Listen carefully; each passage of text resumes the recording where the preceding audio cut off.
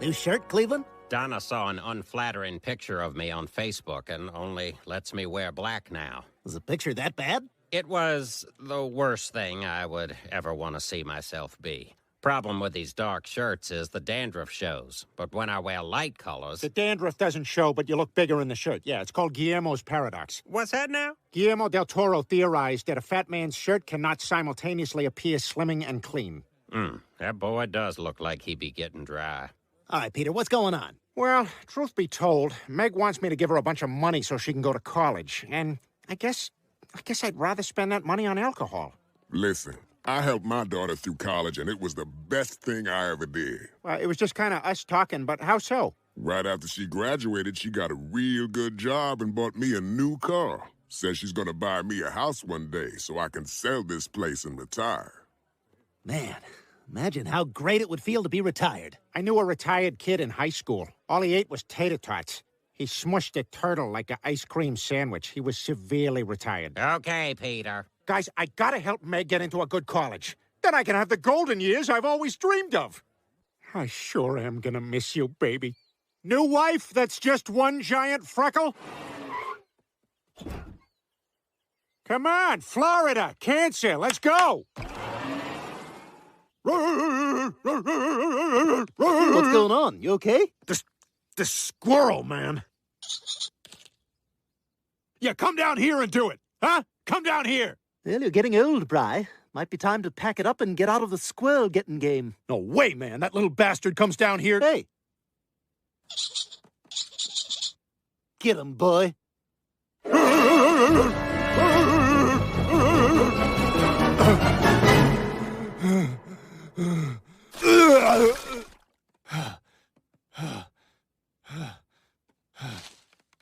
You've got to get in shape, man. You know, you should meet my trainer. I think you'd really like him. You have a trainer? Yes, you think it's easy looking zero for 20 years? All right, fine. I'll give it a shot. Right now, I feel more useless than a chiropractor in an emergency. Excuse me, is anyone here a doctor? I have a heating pad in my office. What seems to be the problem?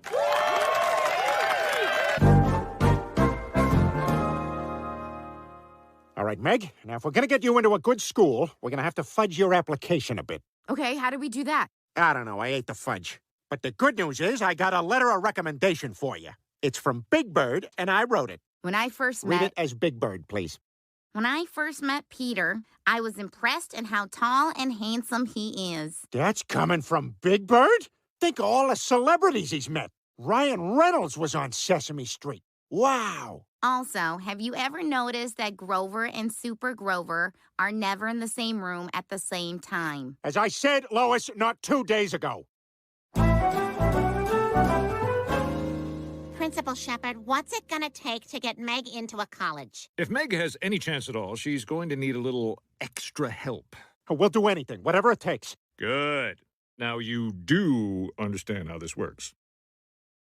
We understand. I guess I'll meet you in the car. He didn't mean you have to sleep with him. There are a few options.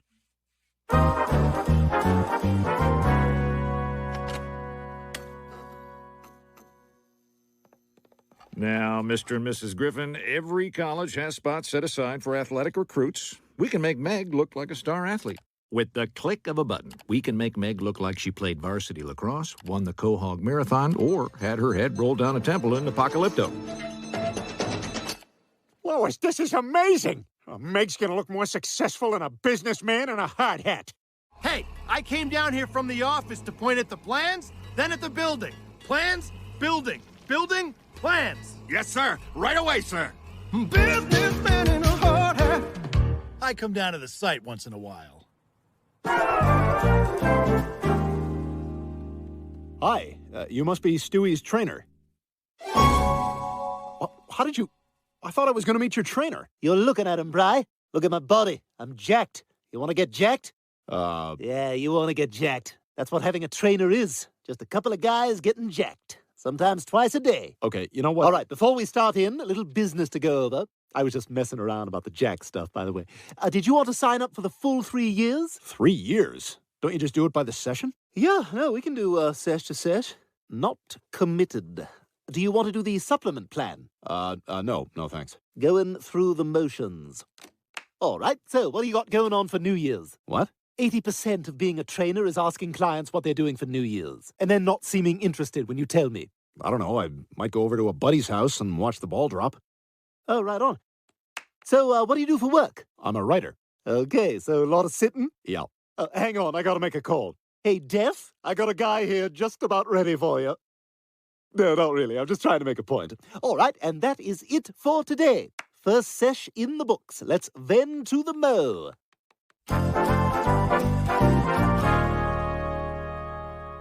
Mail time. Mail time. Mail time. Mail time. Mail time. The mail's here. Here's the mail that never fails. It makes me want to wag my tail. When it comes, I want a whale. Mail! To Meg Griffin.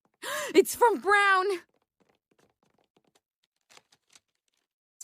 I've been accepted! Hey, that's great news. Let's clap it up. My high school girlfriend and I still say I love you in emails. I was hoping the good news and the clapping would offset this secret. But yay, Meg!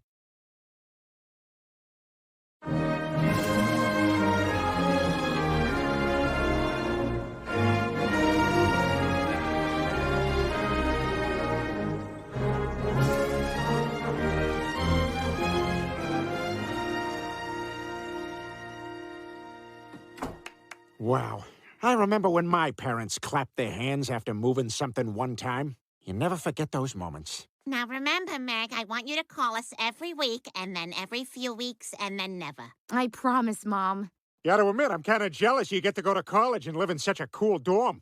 Look, they even have the payphone Denise Huxtable would call from on a different world. Hi, Dad. College is great. I'm doing what I want to actresses and will get support from my wife, Camille. That stuff was more out in the open than I remember. Well, I guess that's it. Our baby is all grown up and living at college. I know. She's so lucky. This place is awesome. You think I'll go to college one day? Oh, yeah. Sky's the limit, champ. Lois, I'll meet you down at the car. I gotta take a dump that will live on in story and song. Nah, I don't have a roommate. I guess he, died or something. So I've got a double all to myself. A double? Hey, Romy, want to listen to The Doors for the next 6 months and then never again for the rest of your life? Wait, you're my roommate? You're Ashok Chandrasekhar? God bless you. Classic Ashok. Hey, why'd you tell me to meet you at Meg's room? Well, now that Meg is in college, I turned her room into a gym. Oh my God! How'd you do this? Took a limitless pill and played Old Town Road on loop.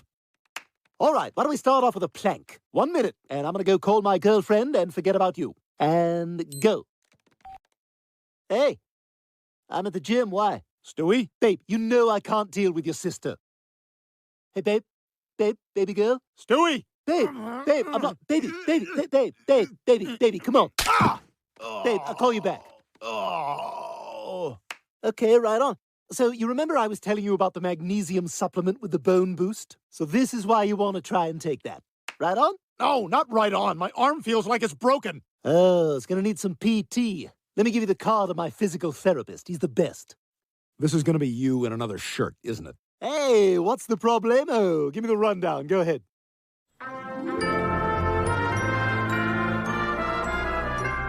Hey, Meg. Hi, I'm Xander. I'm in your bio class. I'm not a stalker. Either way. Listen, me and my roommates are having people over tonight, and I was wondering if you'd want to come by. Yeah, I'd love to. Awesome. Keeney 325. Heads up! Ah! Dad, what the hell are you doing? I'm going to college now. Wait, what? What about Mom? Well, I had to have a tough conversation with her by the lake.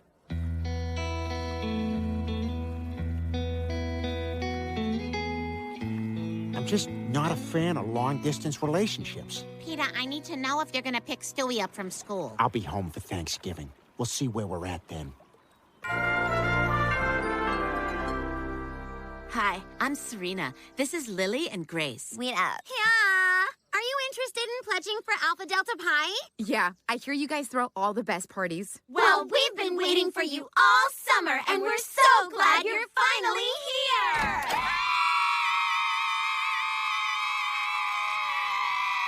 Boom, boom, I wanna go Meg, you gotta get me out of here. These people are out of their minds. Do not go AD Pie, Meg. Do not join this thing. They don't let us out of the pile. They're so mean, Meg. They're so mean.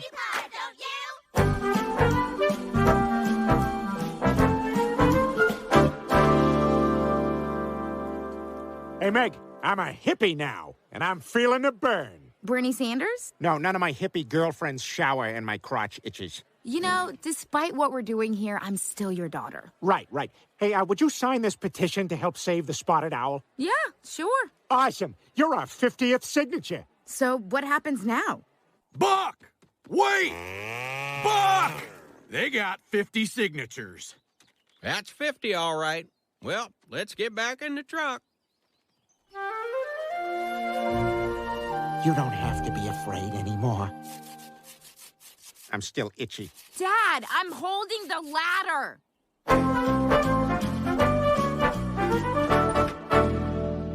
There he is, the big dog.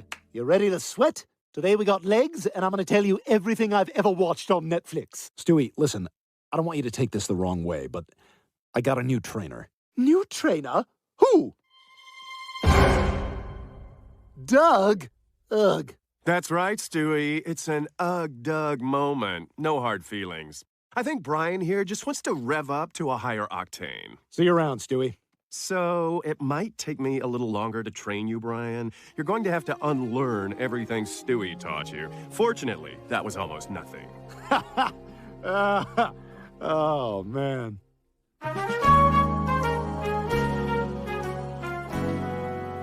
Heads up! Ow! Dad, what the hell? Did you join a frat? I tried to, but I got the letters mixed up and joined a frat. Hey, everyone. I'm in college, but here's a test for you. We just gave you the easiest joke setup in Family Guy history. Peter joins a fart house. Is the correct punchline A, and I thought calculus stunk? B, we don't need a pledge, we need a big can of Glade? Or C, you want to see a brown quad? You should have seen my legs after Greek week. Good luck to you. And now back to our story. Hey, ladies, toga party tonight at I Delta PU. Tell your friends. Ew, no. They all say that. Hey, what are you reading? Boning up for an exam. I boned up yesterday when I walked into the girls' shower. Dad, please! Sorry, Meg, I've been smoking doobies all morning. Talk about higher education. That's it! I can't take this anymore! Dad, get out of here! What? This is what college is. How do you know? You're not even a student here. You're a total fraud. Me? You wouldn't even be here if your mother and I didn't pay someone to get you in. What? Yeah, your whole application was fake. Meg, is this true? What? No, of course not, Dean nearby. Well, if it is, you're going to be suspended. Oh, no! Well, that weekend on the Cape with Principal Shepard was a waste. I know I said I wouldn't get clingy, but when can I see you again?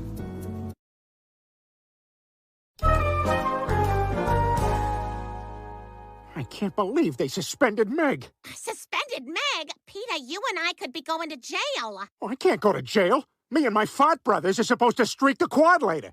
Peter, stop that. You're not in whatever you think college is anymore. I can't believe you two did this to me. Maybe if you believed in me, none of this would have happened.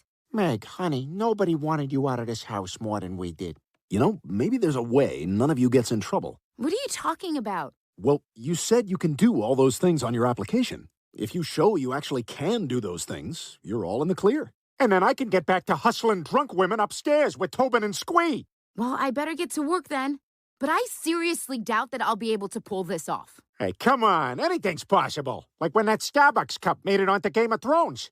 This is it! Here it comes! Here it comes! Hey! Oh my God! That's so cool! I can't believe this. What's the internet saying? They thought you were great. Okay, Brian, this many. This many. Come on, Brian, you can do it! And that's as many as I know. Good job, Brian. Hey, Stewie, congratulate your friend. He just did this many sit-ups. What? There's nothing after that. That's as high as it goes. Yep. Are you crazy pushing him that hard? Well, you're playing a dangerous game. Yeah, it's dangerous. And that's the way I like it.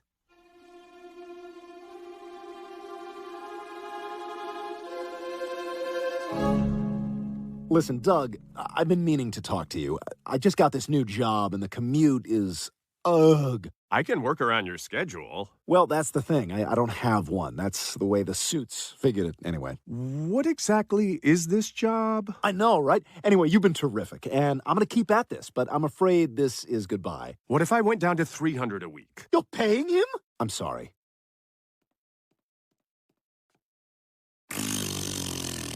Hey, whoa. There's no need for that. Thank you for that, Brian. You're welcome, Stewie.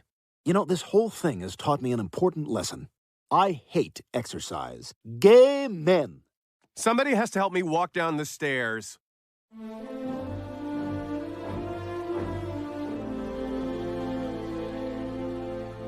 Everyone, if I could have your attention. I'm Dean Distant Faraway, and we're here today to determine whether or not Meg Griffin can justify her admission to our university. And we're Mom and Dad. Hi. Go blue. What did they say? I'm very far away.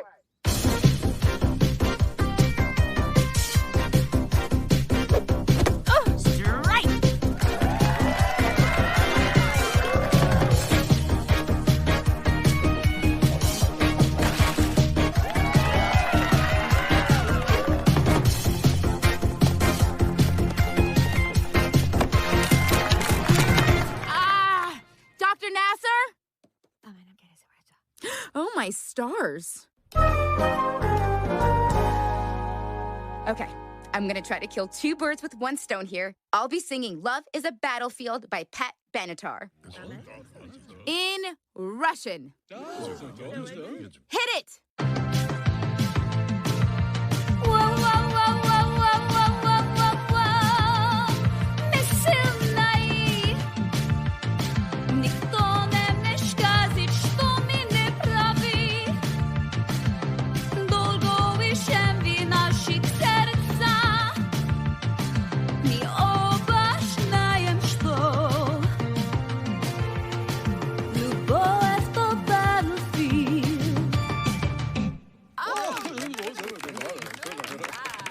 Well, it appears you can do pretty much everything you claimed on your application. So, that's it? I'm back in school? I think all you have to do now is prove you can windsurf over Providence Falls. Oh, right. You prove that, you're back. Wait, did we check that she can get dunked on by her dad? Dunked on by my dad? Oh! You gotta get big, Meg.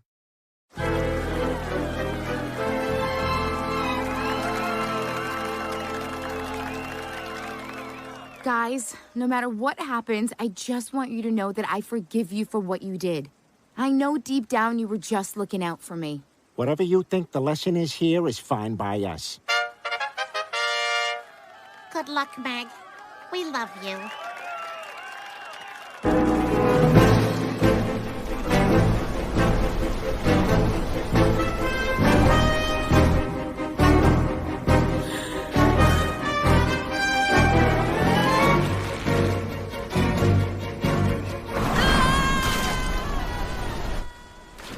So close. Peter,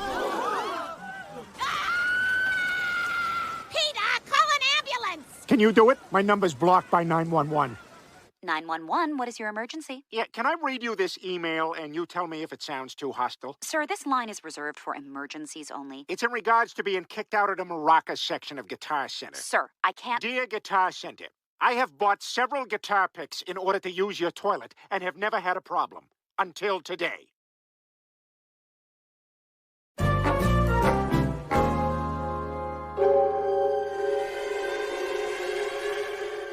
Come on, you can do this. Stewie does it every day. He does? Yep, just put one hand on the rail. Damn it, I can't. Uppies. Adios, Doug. From hell's heart I stab at thee. With my last breath I spit upon...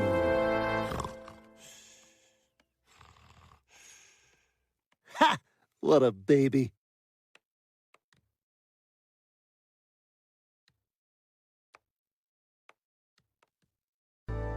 We now return to Wes Anderson's Pan Up, Pan Down French song, The End. Viens, suis-moi, je connais une... Wow, that was amazing, I think. All right, everyone, it's time to open up our bank statements. Let's gather round for prayer. Hey, God, it's the Griffins.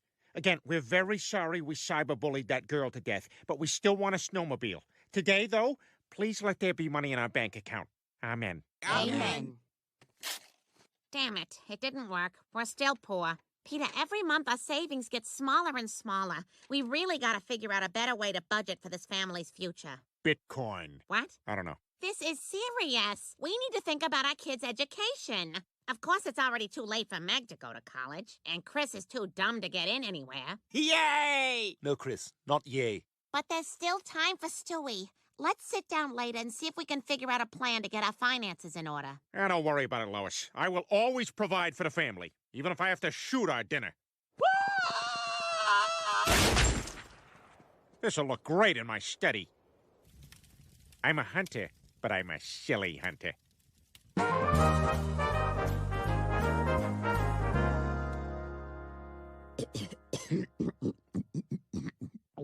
Hey, don't fill up on that. We got breakfast coming.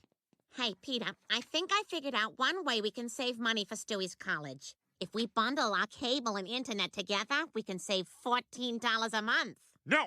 Bundling is a sign of defeat. Plus, I figured out something better. A metal detector. What? Yeah, it combines two of America's greatest resources, garbage and luck. That's stupid, Peter. You're just saying that because the battery it uses causes bladder cancer. Well, then I'm off. I shall be at the beach looking for valuables and occasionally using a doorless bathroom. Good day, madam. We now return to the Awkward Stepdad Show. Man, your mom's a real groaner. Do you hear that in your room? Hey, Dad, where are you going? Well, Meg, now that I'm a metal detector guy, I gotta start eating breakfast at on-the-sand cafes, where I will judge tourists as my skin browns and hardens. Stop throwing your kids' diapers in the trash with all the soda cans. Hey, Lois, check out what I found with my metal detector. Are those Purple Hearts? Yeah, some idiot buried like 100 of them in this big lawn under these bone cages. Peter, I think you desecrated a military graveyard. Hey, guys, like 4 Jeeps just drove up onto our front yard. They must be here for the medals. Maybe. Or it could be because of my I'm Gonna Barf on the White House blog.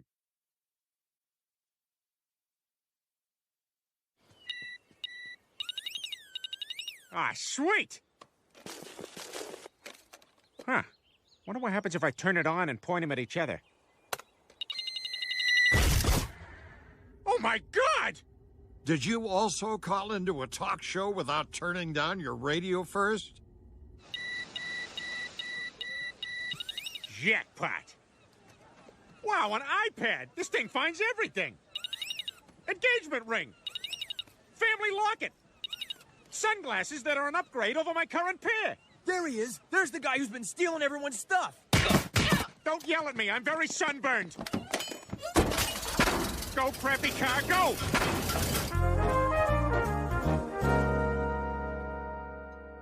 Peter, did you rob a bunch of people on the beach with your metal detector? Well, that's only half the story. I also hooted at a lady who was breastfeeding. I want you to get rid of that metal detector. All you're doing is getting into trouble and digging up junk when we really need to be saving for Stewie's college. Tomorrow we are going to the mall and returning that thing to the store.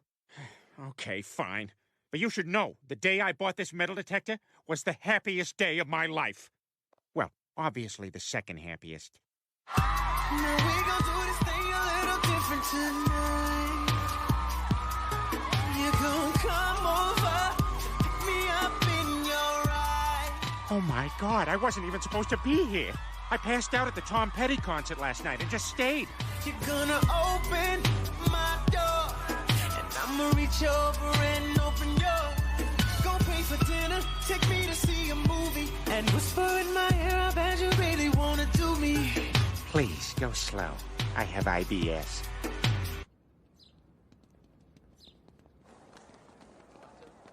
Well, I'm glad the store was willing to take that metal detector back. All right, let's go to the food court.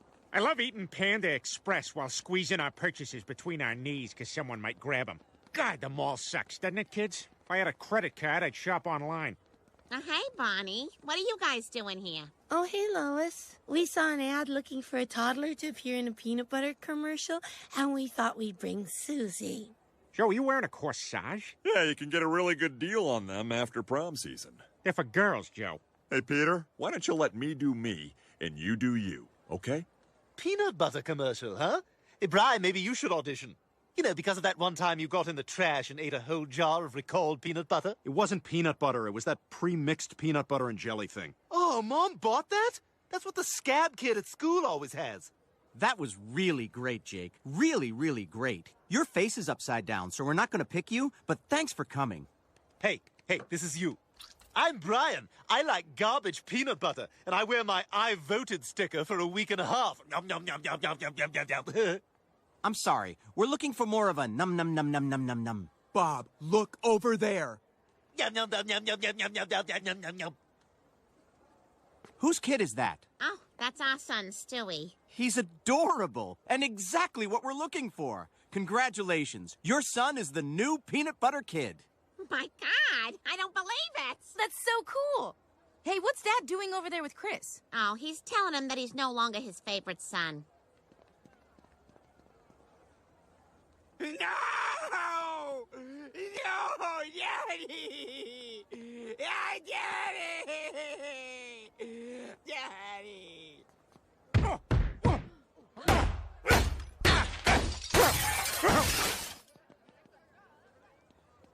I didn't even tell him. He just does not like to be touched.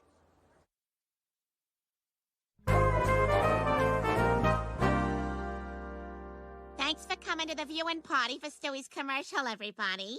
We're sorry that it's Aaron during Two Broke Girls, but we have no control over that. Thanks for coming to my big night, Brian. I see you got all dressed up in your exposed wiener.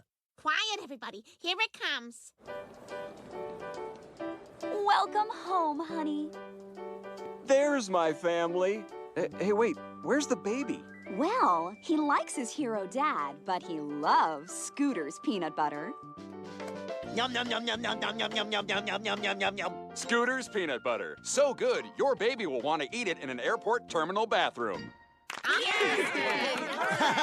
He's a baby who did a baby thing. Let's all calm down a little. Wow, I can't believe Stewie's a commercial star. We haven't had a celebrity in a family since my great-aunt, Queen of Burlesque Griffin. Cheesy jokes and ugly broads. Way back when they had no porn, just scarves, fans, fat, gross. A terrible time for your penis to live in.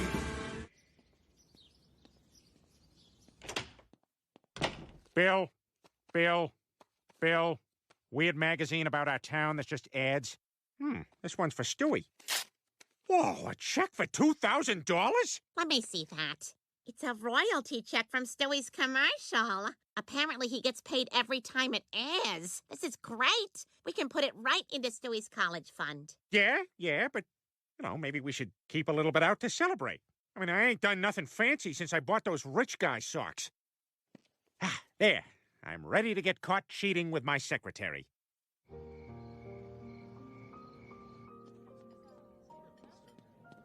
Welcome, folks. Would you like flat or sparkling water to start? Garden hose will be fine. We prefer it to be hot and then metally. Actually, Peter, let's go for the sparkling water. I mean, we are celebrating our little commercial star and his big payday.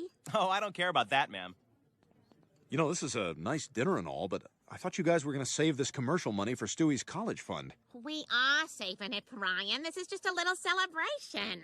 The rest of it is going right in the bank. Yeah, and besides, it's been a while since we ate at a place where if you ask for ketchup, they look at you like you're dirt. You know, Stewie actually got a call for another commercial tomorrow. Who knows? This could be the beginning of a nice career for him. You sure about this, Lois? I mean, the world of child acting can be a pretty bad environment for a kid. Maybe we should just let Stewie's childhood be about being a child. Wasn't your kid an actor, you jagoff? Didn't your father hate your guts and die? Whoa! Bring a gun to a knife fight. Look, I'm sorry. All I'm saying is just try to keep Stewie's best interests in mind. Relax, Brian. Stewie's fine. I mean, look at him. He's happier than a sunny-side-up egg. What a great way to start the day. What a pan. What a grill. Oh, no. I'm at Denny's. Hey, I'm a drug addict and it's midnight. Where's my breakfast? Help! He's only going to eat the toast and put a cigarette out on me. Okay, Stewie. You booked the last commercial without even trying, so this one should be a piece of cake. Oh, I guess there are other people auditioning, too. Oh, is your child up for the cough syrup commercial, too? You'd have no way of knowing this, but the moms tend to dress up. Oh, thank you. And you'd have no way of knowing that my son is the Scooter's peanut butter kid. That's cute. My son had a gun waved in his face in a Dexter episode. Are you guys talking about your kids? My daughter is the American Apparel slut baby. My son got crapped on in the last Jackass movie. God, everyone here is so talented. Hi, everybody. We're a little crunched for time, so we're going to have to audition people right here in the hallway. You, do something exceptional.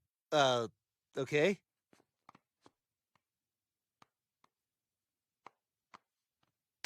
Ow! Ow!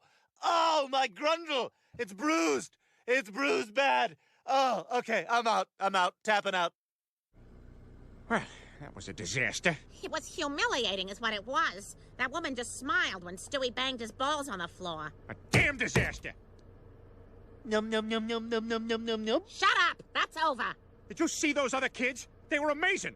One of them was texting with the funny dumb kid from Modern Family. I want to text with that kid. Holy Christmas, there were a lot of hot moms in yoga pants in there, though. Dear me, they're really disappointed in me, Rupert.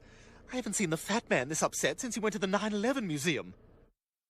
Lois made us do this, but I wanted to go to the Central Park merry-go-round. We had time to do both!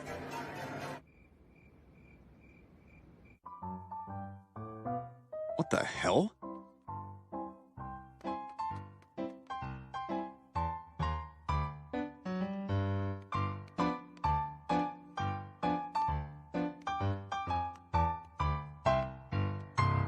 Okay, that's great. Just one question, Stewie. Do you get pleasure out of humiliating your family? Yeah, is there some kind of sick joy in it? Why can't he just be Pierce Brosnan? Pierce Brosnan would have got this. In a heartbeat! It's 3 a.m. What the hell are you guys doing? What does it look like? We're practicing. Stewie has another audition tomorrow, and we're not going to be embarrassed like we were today. See, this is the kind of thing I was talking about. And look at him, he can barely stand up. That's why I made this. I call it 8-hour energy. It's 1 part 5-hour energy, and the other 3 hours are espresso, Scott's Turf Builder, and a tiny, tiny, super small amount of cocaine. Just a little bit. I can't stress the littleness of it enough. Wow, Mama, there's a kick like a mule. Who will buy this wonderful morning? Such a sky you never did see. There he is. There's the magic. Peter, you're giving your baby drugs to improve his acting career? Oh, he's fine with it. Stewie, if you're fine with it, bleed from the nose. I think that's pretty close.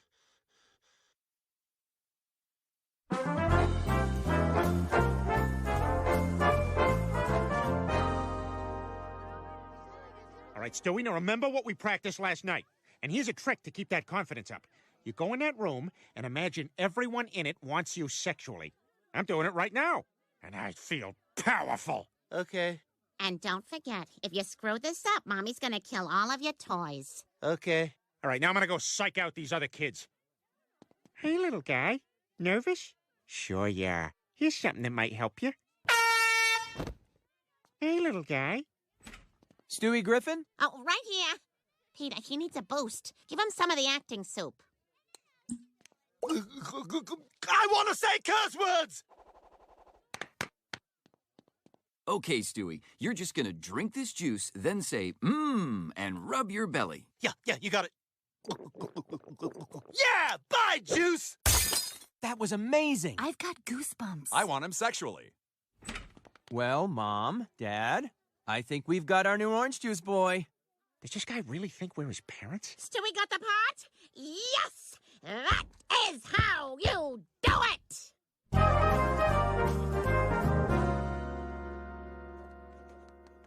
Brian. What's going on?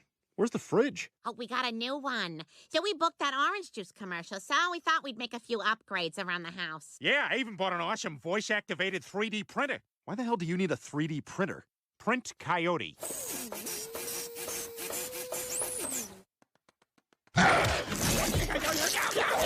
Heal! I can't make him attack you, Brian, but if I keep printing them, eventually one will go after you. That money is supposed to be for Stewie's college. He's an actor, you idiot. He doesn't need college. Look, I just don't think any of this is good for Stewie. It's great for Stewie. He's becoming a star. That's right. Man, this must be what it's like to be Anne Hathaway's parents. Oh, that's Anne's car. Ugh. Hey, Stewie, can I talk to you? What are you doing? I don't know. Mom and Dad just stuck a book on my head and left. Stewie, look at you! You're a wreck! And for what? So Peter and Lois can spend the money you earned on crap they don't even need? I'm not supposed to use my voice for non-paying stuff, Brian. This is insane! You've got to stop! Stop worrying. I'm fine. And besides, the fat man knows what he's doing. No, he doesn't. He's an idiot. You remember he couldn't even figure out how to use a hotel business center. So, what business are you in? Oh, I'm just here to look at other people's emails who haven't logged out. And how's business? Well, I've left some pretty wild replies on a bunch of Evites. Look at this. I'm bringing 53 guests. You're the coolest guy I've ever met one of these things.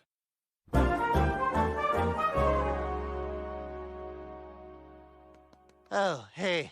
You caught me pigging out. I'm dipping this celery stalk into some lemon water. But don't freak out. I'm just going to smell it and then throw it in the trash. Stewie, this has gotten out of control. If you're going to continue on this path, you need to know what your future holds. Being a child actor almost never ends well. You remember that kid from A Christmas Story who got his tongue stuck to that pole? Yeah, whatever happened to him? I'll tell you what happened to him. He did porn. Boner from Growing Pains, dead. Screech from Saved by the Bell, porn. Corey Haim, dead. Dana Plato, porn, then dead.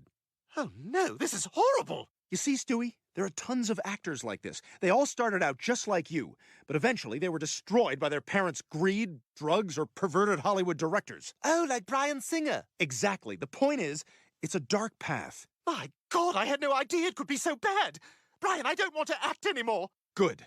Now we just gotta make Peter and Lois understand. Yes, well, if they want to make me into a monster like those people, we'll give them a monster. Like when Godzilla attacked Haiti.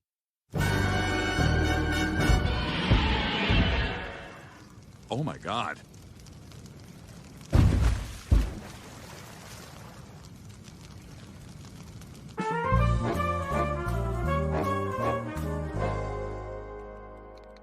Peter, did you get my text? No, hold on. No, I don't know what he's doing here. Okay, Stewie, when Barbara hands you that orange juice, you're gonna drink it and smile, and really show us that energy from your audition.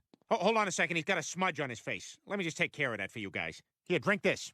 I threw a little Molly in there, too, so we'll go out clubbing afterwards. Hey, you want this? Sure, I'll drink anything. All right, action. As a mom, I want my kids to start their day right. And there's no better way than with a glass of fresh squeezed Sunnydale orange juice. Isn't that right, sweetie? Shut your hole, bitch! I'll tell you what I want fresh squeezed. These! What the hell's he doing? He's blowing this. Oh, here's what I think of this orange juice. I can't go right now with everybody watching. But I presume you understand the disrespect I intended. Oh my God, he's having a meltdown. You don't suppose this has anything to do with the sleep deprivation and narcotics? Oh, Peter, what have we been thinking? It's us. We're the ones who turned him into this. Get this kid out of here. He's fired. Well done. Not a bad performance. Thank you, Brian. Oh, there's the poop. Right now. Oh, Stewie, Mommy and Daddy are so sorry. I guess we just got too caught up in your success and forgot that you're just a baby. You were right, Brian. I guess we pushed Stewie a little too hard. Well, the good news is that now he can go back to being a regular kid. Why are you winking at our baby, you creep? God, that's weird. I don't want to ever see that happen again.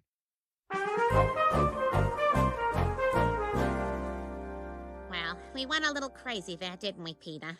But I'm glad we have our normal, very average, non-famous baby back. You know, I was once a very famous baby. Were you, Peter? No. But you see how easy it is for me to lie to you? I do it every day. Anyway, looks like everything worked out for the best. You know, Brian, that acting stuff was a bit much for me, but I did quite enjoy the dancing and the cocaine. Yeah? Yep. So you're just gonna be a dancer and a drug addict? For a while. I might crash when I'm 18, but then I'll just turn to the Lord and working out. I'll just be a 180-degree different type of insufferable. I used to need drugs to feel powerful, but now my power comes from my core strength. And let's look at that word, strength. The S stands for sacrifice. No gain without sacrifice. The T, of course, stands for the sufferings of the cross. The R... You want some cocaine? Oh my God, please, yeah! The usual, fellas? Hey, thanks, Jerome. Whoa, Jerome, what's with the wheelchair? Well, it was date night with my lady friend. I put on some Teddy Pendergrass. One thing led to another. We started making love halfway up the stairs. Then I lost my footing and tumbled down half a flight. Buck Nike. Well, this is hardly dinner conversation. Who's Teddy Pendergrass? He's America's #1 cause of urgent lovemaking injuries. If you're not already in bed when Teddy starts singing, somebody's going to the ER. Anyway, I busted my knee really bad. So here I am. Ah, geez, that stinks, Jerome. How long are you going to be in that chair? Well, that's the problem. The doctor said I need surgery if I'm ever going to walk again. But I can't afford it. Man, I don't know what I'm going to do. I've got to get up on my feet again. Relax, it's not so bad. I bet you're going to discover some cool new things that you couldn't do when you were walking. Like what? Well, have you yelled at someone for using the handicapped stall yet? That stall is for the differently abled, you know. Well, how do you know it's not a handicapped person in there? Look, no chair, no crutches. Whoever's in there definitely shouldn't be. Oh, I'm sorry. Yeah, sure you are. Hey, you mind flushing for me, pal? No arms over here. Well, I suppose it's the least I could do. Oh my God, it's bigger than you!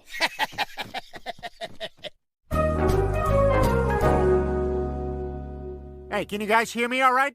Yep. Loud and clear. Friends in the computer. What'd you say, Cleveland? You're cutting in and out. Damn it, it's his crappy internet service. What does he have? He hoarded a decade's worth of those 100 free hours CDs AOL would send in the mail. He's chipping away at them one at a time. Let me... Other room. All right, we'll fill him in later. Look, we gotta help Jerome pay for that surgery, you guys. Yeah, but where are we gonna get that kind of money? Hello? Hello? Wait, what if we did some sort of fundraiser? Donna, unplug everything. I need the internet. No, not that. You know, the local firehouse made a sexy men in uniform calendar, and it raised a ton of money. Don't tell anybody, but I heard not all 12 of those guys were from Quahog. Who would we tell that to? I don't know, I'm just saying. Don't. That's actually not a bad idea. We already got 3 men in uniform. I'm on the roof now. Is that better? Bird, bird, bird, stole my laptop. All right, now remember, we're going for sexy. So can you undo your shirt? There. Joe, did you skip your nap? I don't need a nap. You need a nap. I want to be done.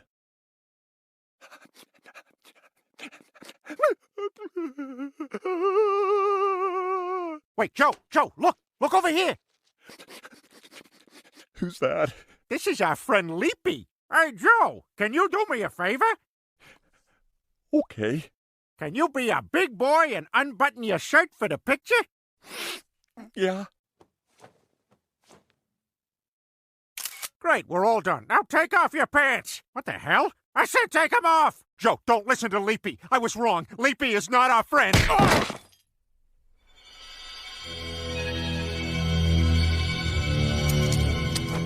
Yeah, that's good. Okay, Cleveland, you're mostly out of shape. Thankfully, all postmen have mountain climber leg muscles. Those will be our focus here. They really that strong looking? It's like a lady bodybuilder's boob. I'm disgusted, but I can't look away. All right, let's get started. That's it. Now thigh me. There we go. Now throw that bad boy up on the mailbox. Ah, you're a natural. You're like Giselle, Beyonce, and Naomi Campbell all in one. You're Giz on me. That's it, jizz on me. Jizz on me, yes. Jizz on me. Hey, guys. I'm just gonna go ahead and close this, okay? Get my house assessed.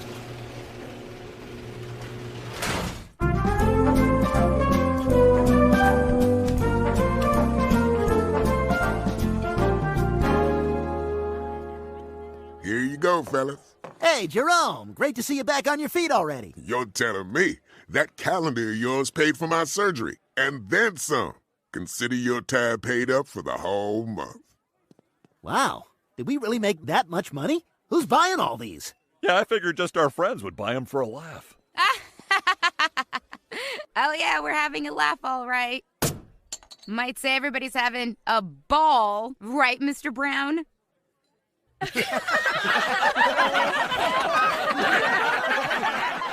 What's going on here? Give me that. All right, let's start at my navel and work down. Belt buckled at the third notch, per postal code regulation. Short, securely zipped. Neatly pressed crease running down to... My Cocoa Pebble! Let me see that. Oh, yeah, that's a half-scrote bad dangle angle right there. Oh, no. The whole town's seen it. What am I gonna do? Damn, Mr. Brown. Larry Bird ought to be diving through here any second, 'cause that's a loose ball. Good job, sweetie. You're doing the work. Aw, thanks, Dad. I learned it all by watching YouTube videos of Les Dawson. Who the hell is that? 1960s British comic Les Dawson, famous for his mother-in-law jokes? Jeez, Spencer, do the work.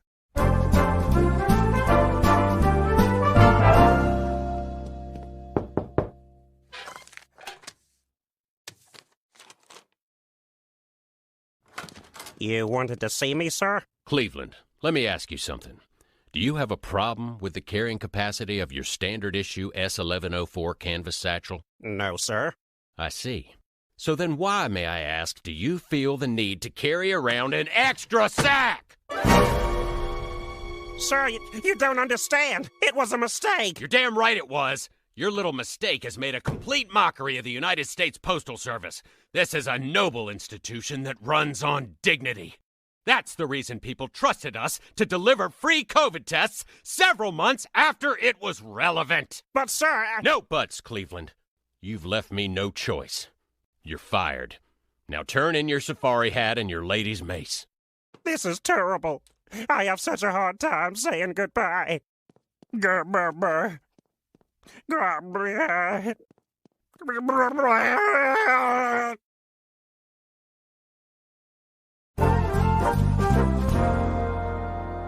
Hey, chin up, Cleveland. I know you'll miss being a fireman. Mailman. Mm-hmm. That job meant everything to me. And what about all the people on my route? There's gonna be a riot when my regulars find out I've been replaced. Hi. Hi. Huh. Mail before noon. So, Cleveland, how's the job hunt going? I can't even start till that damn bird brings my laptop back. I wonder what he even uses it for.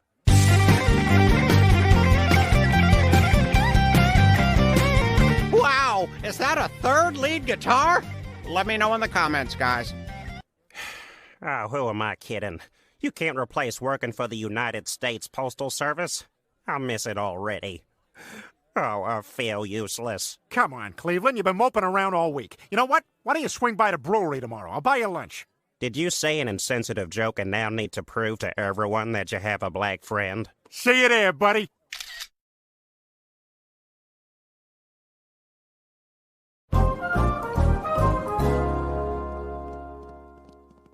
Thanks for letting me tag along at the brewery, Peter. Feels good to have some routine again. Ah, crap. Look at the line. It's gonna take me forever to get to the microwave. Peter, you have a salad. Yeah, now I'm gonna have to eat it cold. How am I supposed to work all day without a belly full of hot salad? Griffin, what the hell is going on? We've got a dozen delivery trucks that are days behind schedule. I've got distributors lighting up my phone like a Christmas phone. I have a twinkly phone for the holidays. It's incredibly festive. You know, I used to deliver the mail, so I know a thing or two about getting around town. Mind if this goose takes a gander?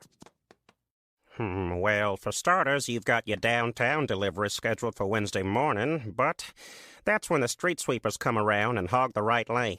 You switch to the afternoon, you'll be done in half the time. The street sweepers? Of course. What about the other deliveries? Well, no wonder your eastbound trucks are late. That stretch of highway's been under construction for weeks. That's why all the mail trucks use the county.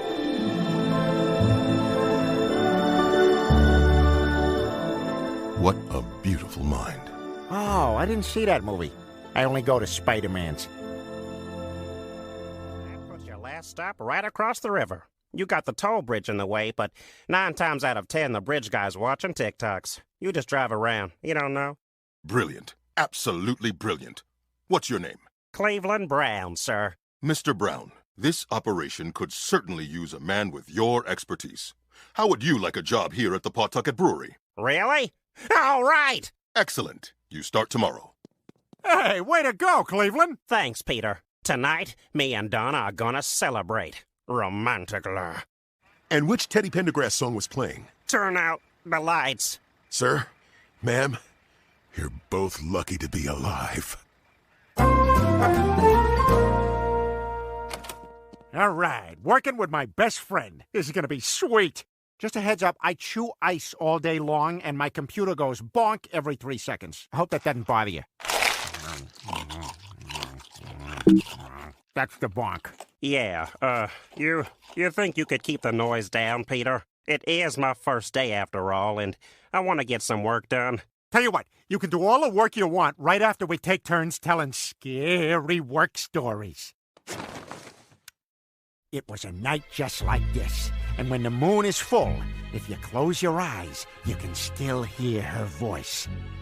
Will you sponsor me for my 5K? Dang it, Peter! This is work, not a sleepover! Now would you please get out of here? My 10 o'clock meeting is about to start. Your meeting? But I thought we were going to work together. Yeah, well, I thought I'd tackle this one on my own. But maybe you can get us some coffee? Touch base. Circle back. Put a pin in it. But that's Monday's problem.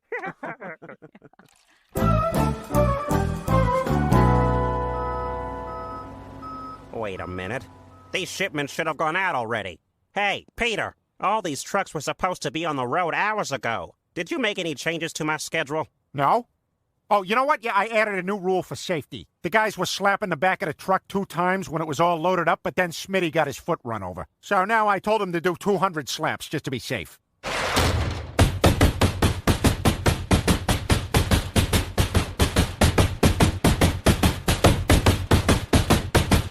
How many was that? 35, 40. I can't tell. We got like 6 other slappers going. Griffin, what's going on? All of our weekly shipments are late. Again.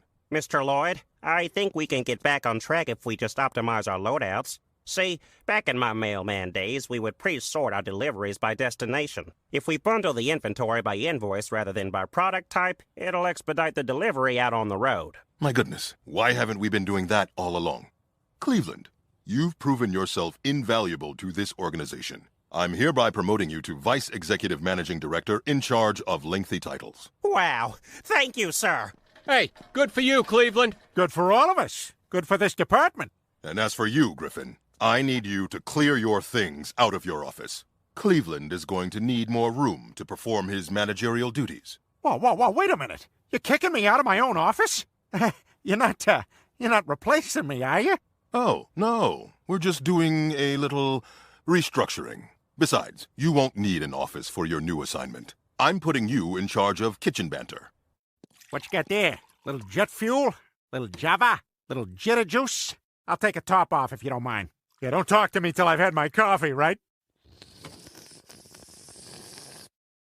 Hey, how come you were only pregnant for 4 months? Griffin! Sorry, it's my first day.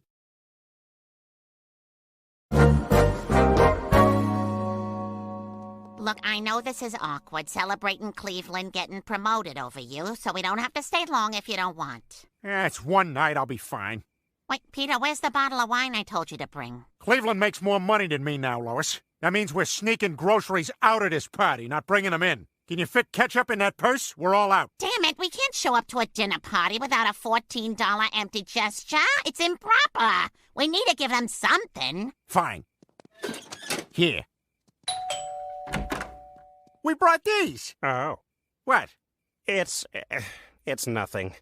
I guess I just miss being the one handing out the mail. I'm sorry. They're lovely. That Land's End Lady Pants catalog had quite a bloom this year. Then I said, ain't that the punchline to an anecdote? So what does this promotion mean? Are you like Peter's boss now? We're all on the same team. That means yes. Hey, Cleveland, how about a quick speech for our guests? Yeah, speech! Or maybe just cover it in a group text later. All right, settle down. I'd like to thank y'all for coming tonight to celebrate my new job at the brewery. It ain't as good as delivering bills, but it sure does pay the bills. What a great speech! He's so important now. Do you think it's okay I use the upstairs bathroom? It was bad enough with Mr. Lloyd thinking Cleveland's better than me. Now it's all our friends, too. Oh, stop feeling sorry for yourself. You think I'm thrilled my husband got demoted?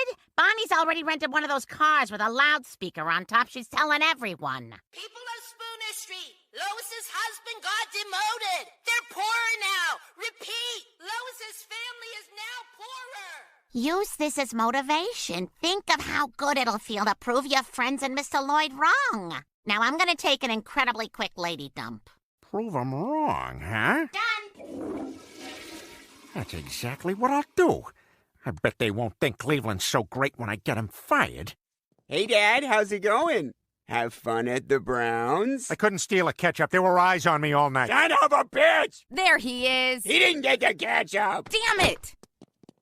Hey, these chicken nuggies are bone dry. What did he say about the ketchup?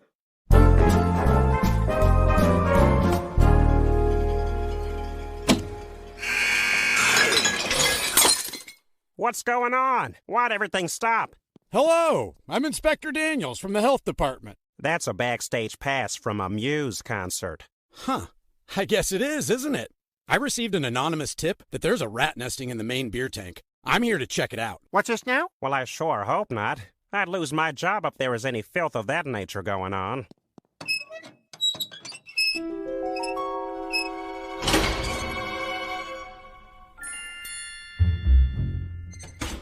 Maybe I misheard the tipster.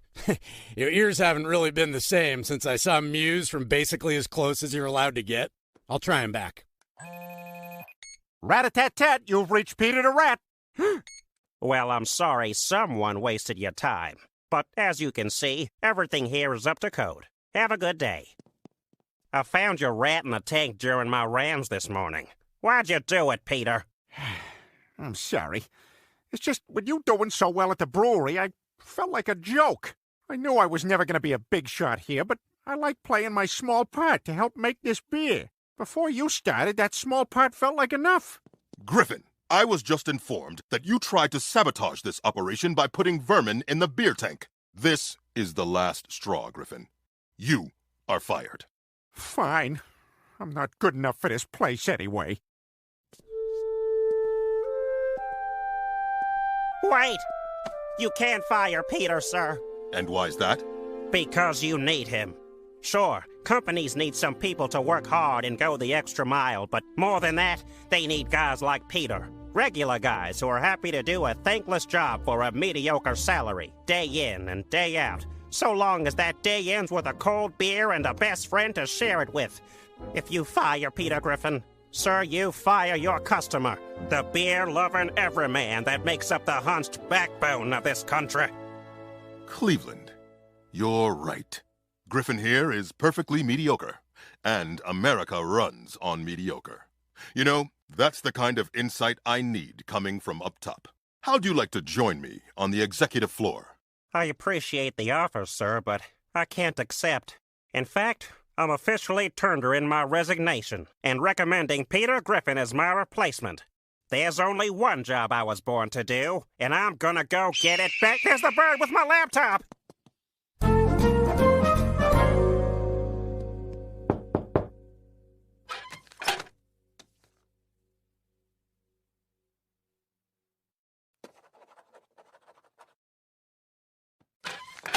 Just come in. Thank you for seeing me, sir. I'm going to get right to it and say being a postman is who I am. and I'm here to get my job back. Well, that's great, but... Please, sir, let me finish. With this rubber band, I will cinch the offending testicle so that it can never dangle nor sway where it does not belong. Here I go. It's done. Cleveland, we sent your reinstatement forms a week ago. I never check my own mail. You know how Pablo Escobar never did cocaine? He did a lot of cocaine. Oh, then I fear I've made a terrible mistake. Turns out we couldn't fire you without running it by the union head. Welcome back, Cleveland.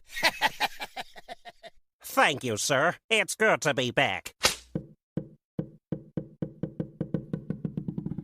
And there goes my ball. Here's your rubber band back. You can keep it.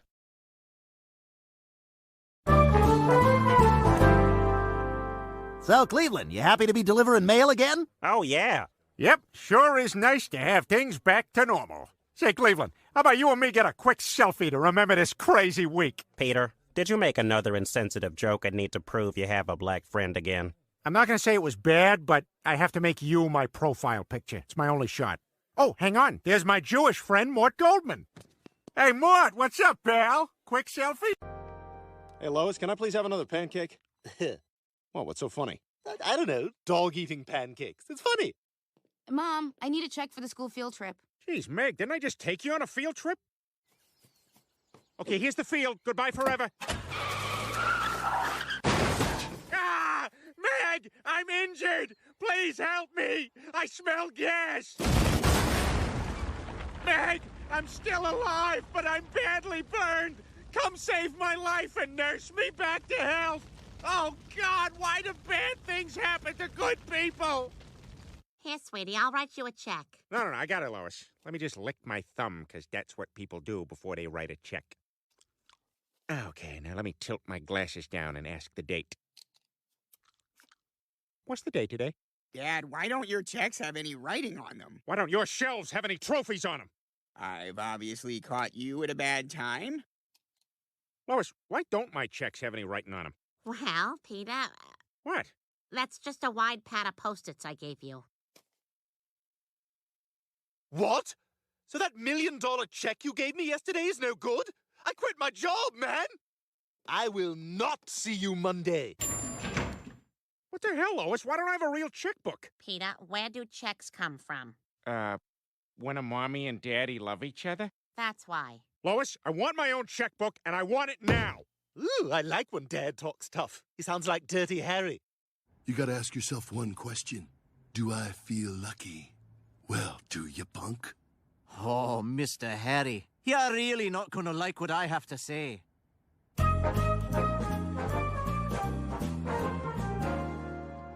Hi, what can I do for you? Yes, I was wondering, where is the room where I can roll around nude with my money? I'm sorry? No, I'm sorry. I thought this was a bank. I'll handle this. My husband wants to open a checking account. Okay, well, first I'll need to see a photo ID and a birth certificate. Of course. I keep all my important papers in my bosom. Okay, Justin Peter Griffin. It's actually just Peter Griffin. So this is not your birth certificate? Oh, my God. Your first name is Justin? It is? Wow, I never noticed that. Justin Griffin. Huh, I like the sound of that. I'm a Justin. This is awesome. This changes everything. Peter, it doesn't change a thing. You're still the exact same person. I beg to differ.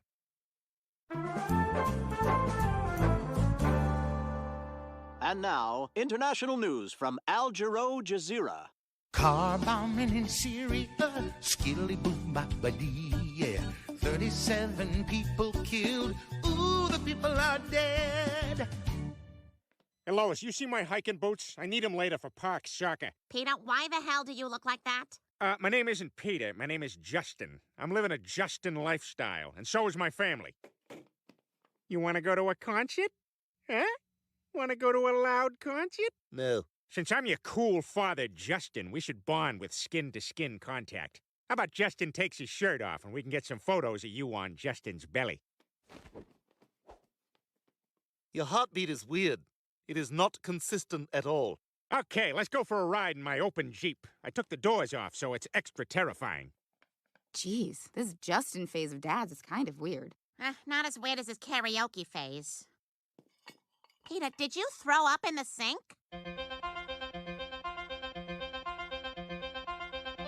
Peter!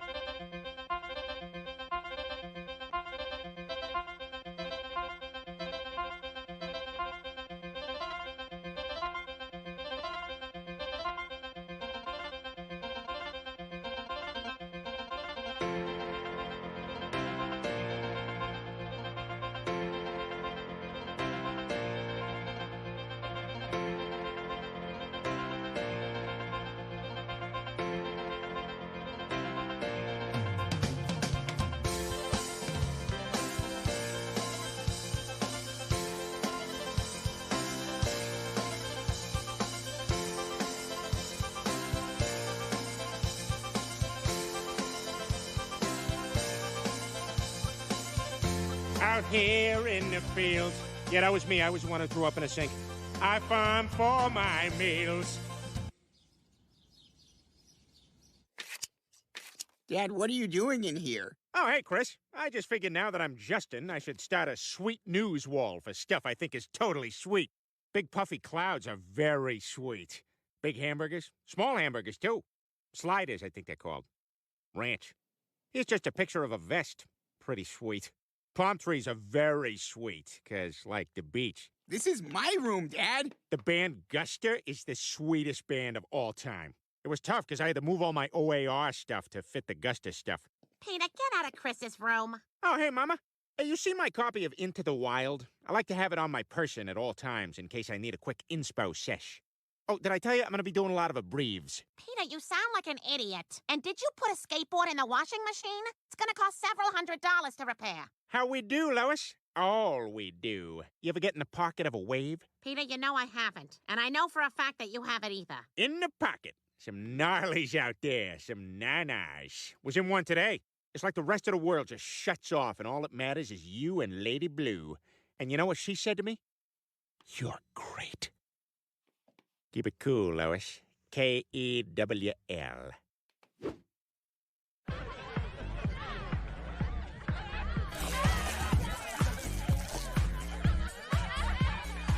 So, you want to go upstairs? Sure. Great. Go. Hey, Justin, I wanted to introduce you to Kira. She's the one who brought 4 loose Sierra Nevadas. Kira! You totally rock for bringing those. Peter! What the hell is going on? Oh, dude, is that your mom? No, I'm not his mom, you little bastard. That little bastard knows how to smoke pot out of an apple. All right, everyone out of here. I've had enough of this Justin nonsense. Tomorrow we're going to City Hall to legally change your name back to Peter. All right, fine. But I gotta say, being Justin was quite an adventure. Like when I found where the wild things were.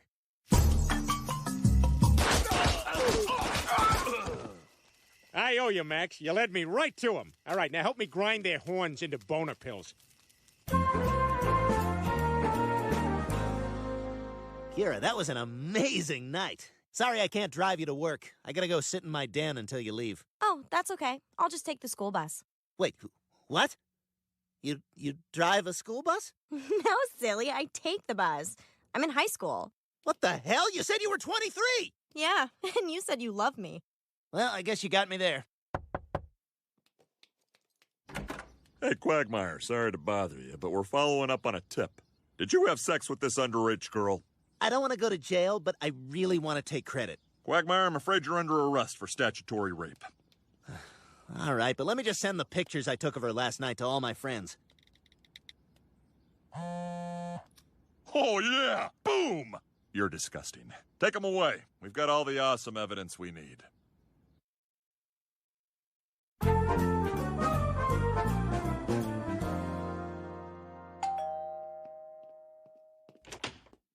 Hello, my name is Glenn Quagmire. I am a neighbor of yours on Spooner Street. I am here to inform you that I am a sex offender. Seems as though you could have had some of that memorized. Glenn, what the hell hell's going on? It turns out that girl I took home from Peter's party last night is in high school. Oh, my God. Does this mean you're gonna move to Europe to make movies? How in the world did you not know she was underage? Well, in retrospect, she did ask a lot of questions about To Kill a Mockingbird. Should have sent her my way. I love that book. Oh, Gregory Peck. Whew. Anyway, now I gotta go in front of a judge. Really? Number 1 or number 2? Our judicial system is so broken. No, Peter. Glenn has to go to court. That's right. And there's not even a defense for statutory rape. Once the girl proves her age, that's it. You're guilty. You know what I tried today? A fig. I have a hearing tomorrow morning. I may have to go to jail. My only hope for leniency is to bring in character witnesses and show the court I'm not the monster they say I am. Well, Peter would be happy to support you. Yeah, you betcha, Quagmire. I'm very persuasive. That's why I was so good at selling low-cost car insurance. White trash rates from an army guy. Here is a penguin, don't know why. The General Car Insurance. It'll worry whoever you hit.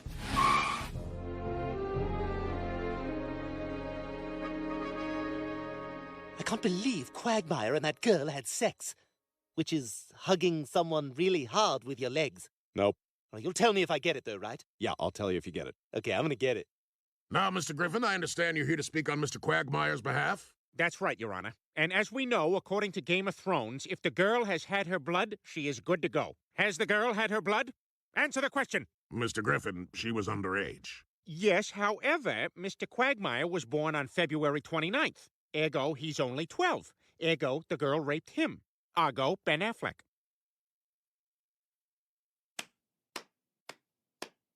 Mr. Griffin, do you have any evidence that is not based on film or television? I don't know. Why don't you ask all these letters to Santa Claus? Something's going on. We haven't gotten mail in a week. I haven't gotten mail in a week. Nobody writes you. Officer Swanson, I'll remind you that you are under oath. Now, please tell us what Mr. Quagmire said he did with the girl. He, said he gave her a Frosty Jim. And can you please explain to the courtroom what a Frosty Jim is? Sir, you're under oath. Well, it's when you urinate in a condom and tie it off, freeze it, and then the woman, pretends it's a man. Thank you. He's a good guy! Mr. Brown, can you please state your occupation for the court? Oh, come on, man. You didn't ask anyone else to do that. Why am I on trial? He's the one that mushed himself on a child. When are we gonna see this chick? Okay, enough! No more help! I'm taking this Bible. You want to know what kind of person Glenn Quagmire is? You want to know what made me the person I am? Then put me on the stand! Lois, can I play Angry Birds on your phone? Okay, but only with the sound off. Fine, I'll just do it with my mouth.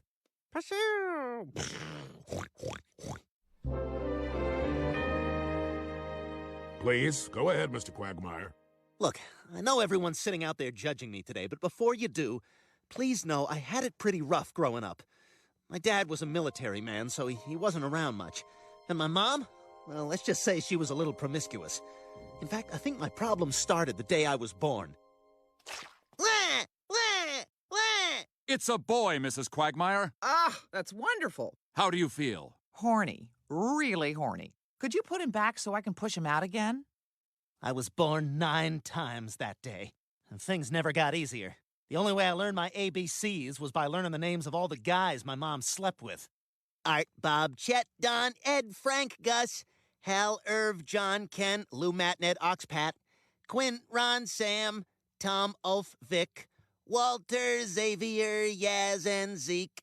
Those are just some of the guys. There are lots of other guys. It was awful. I didn't even get to go to my high school prom, but my mom did. Hey, is Crystal ready? Oh, hi, Ronnie. Hey, listen, have my mom home by midnight, okay? How about I plow her in the limo and have her home in 20 minutes? Oh, come on, Ronnie. She bought the dress. So you see, Your Honor, thanks to my mom, I never had a chance to be like everyone else. My misguided carnal instincts are the result of being raised by a sexual deviant. All I'm asking is that you give me the break that my childhood never did. Dairy Queen closes in 10 minutes. Mr. Quagmire, your story is a sad one, but that doesn't excuse your actions. I have no choice but to sentence you to 20 years in prison. Oh, no, you don't. Mom? Crystal? Ha! She's enjoyed many men.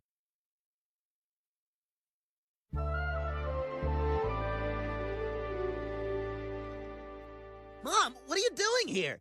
You know I'm carrying 3 handguns and the metal detectors picked up nothing? Your Honor, as the defendant's mother, I ask that you show mercy on him. Well, as the victim's mother, I ask that you go to hell. Where is your daughter? Show her to us! Your Honor, I have renounced my sinful past and have been washed in the blood of the Lord Jesus Christ. You what? I have seen the righteous path of our Savior and ask that you not sentence my son to jail, but instead release him to my custody so that I, with God's guidance, can rehabilitate him. Wow, Quagmire's mom is a Jesus freak. I haven't been this surprised since we went to that restaurant on my birthday. All right, guys, let's pay the check and get out of here. Happy birthday to you. You guys. Happy birthday to you. Happy birthday, dear Peter. Happy birthday to you.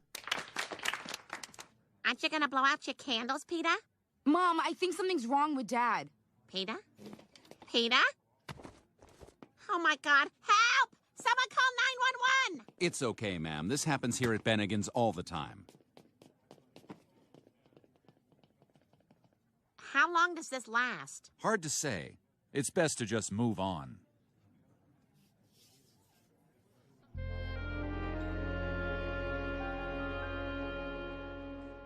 I'm sorry, Mrs. Quagmire, but my sentence stands. 20 years. Mr. Quagmire, I'll give you 24 hours to get your affairs in order. Oh, my God. Oh, don't think of it as 20 years. Think of it as 2 10-year-olds, you sick freak. God, 20 years. I know this is a hard time for you, but you need to seek forgiveness. You need to kneel before Jesus. Oh, he's going to be kneeling in front of a lot of guys, but I doubt he'll catch their names. It's usually somebody pushing your skull in the dark. There are really no introductions. Remember, he is inside you all the time. Oh, now she's just setting me up, right? How dare you come in here and tell me to seek forgiveness? Where do you get off? Pretty much everywhere, I hear. Fat man's right, they're making this easy. You've never apologized once for the way you raised me. You're the one who made me what I am. Oh, come on, Quagmire. You're a grown man, responsible for his own choices. Seems kind of cowardly to blame someone else for your problems. Brian abandoned his own son, by the way. Why are you, of all people, defending a religious nut? Aren't you an atheist? Yeah, it's crazy. You can think about that while you're in jail. Glenn, we're not going to get anywhere questioning God's wisdom. He has a plan for everything. Oh, now I get it. That's why you found God, so you can absolve yourself of any responsibility and answer everything with empty platitudes. Face it, you're a worse parent than Brad Pitt and Angelina Jolie. I'm concerned about Pax, Maddox, and Shiloh. They're having trouble adapting. They've been raised with 11 languages and really don't speak any. I hear you, Doctor. So you're saying we should give them all faux hawks? No, I think they need intensive therapy. Let me see if I understand you. Even shorter on the sides? Don't you see? This is your chance to open your heart and let God in. I know this jail sentence seems long, but salvation can last all eternity. You know what else lasts an eternity? This conversation. And maybe through our shared relationship with the Lord, we can begin to build a bond as mother and son. Mother and son? Mothers love their children. They nurture them and protect them. You've never done a thing for me. I'd rather rot in jail than sit here and listen to all your crap. Glenn's right. I was never there for him. I've got to find some way to fix this. Did you hear about your ex-husband yet? He had a, procedure.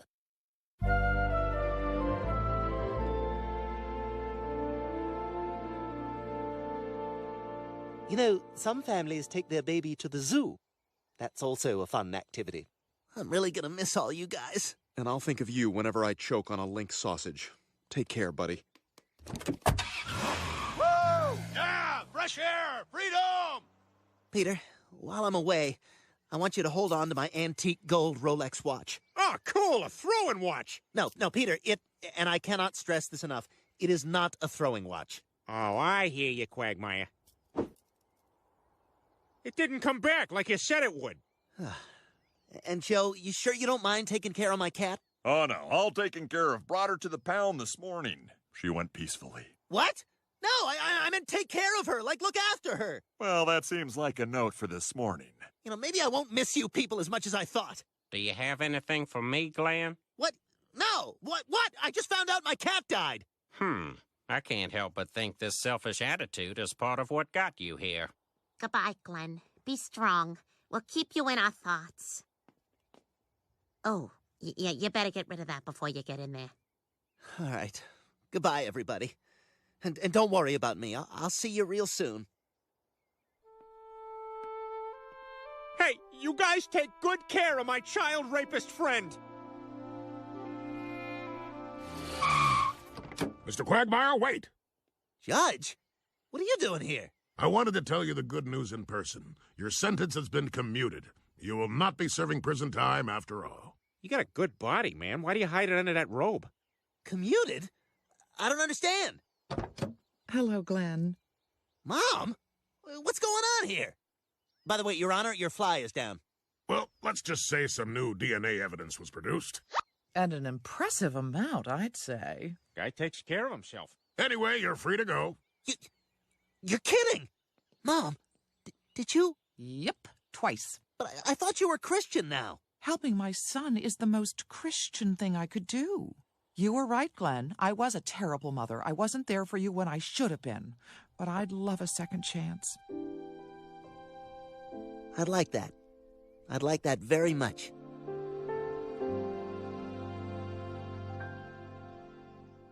Quagmire got away with it and learned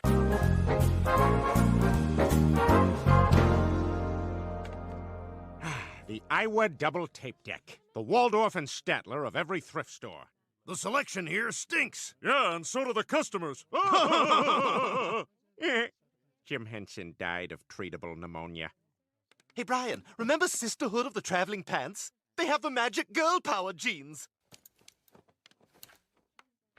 Holy crap, what happened? I don't know.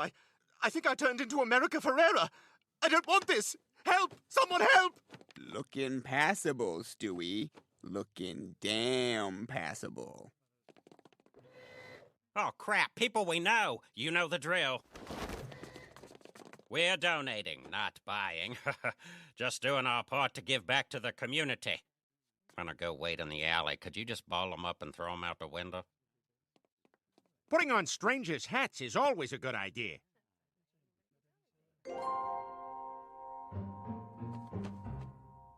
Thank you for your service. Huh? My father's a veteran, too. Thank you for protecting us and for posting revenge porn on Marine Corps message boards. Oh, actually, I'm not... I'm going to start a trend of interrupting your sentences. Well, no, it's just a hat. I didn't... Thank you for your service. Bless you and all of our veterans. No, guys, I'm not really a I don't have time to hear the rest of your sentence, but thank you for being a veteran because you're definitely a veteran. And I'm Chris Collinsworth from NBC Sunday Night Football. On behalf of all TV football dummies, thank you for your service.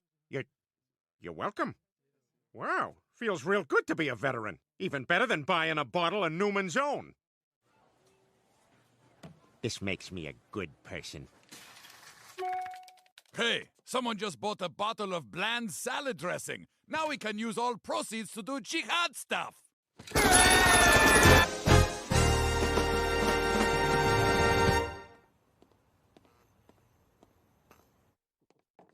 Hey, Peter, what's with the hat? I'm pretending to be a veteran. What? Yeah, it's awesome. Vets get all the sweet deals. I mean, you never see a homeless vet. And people have been really nice. Everywhere I go, they open doors for me. Welcome, sir. Thank you.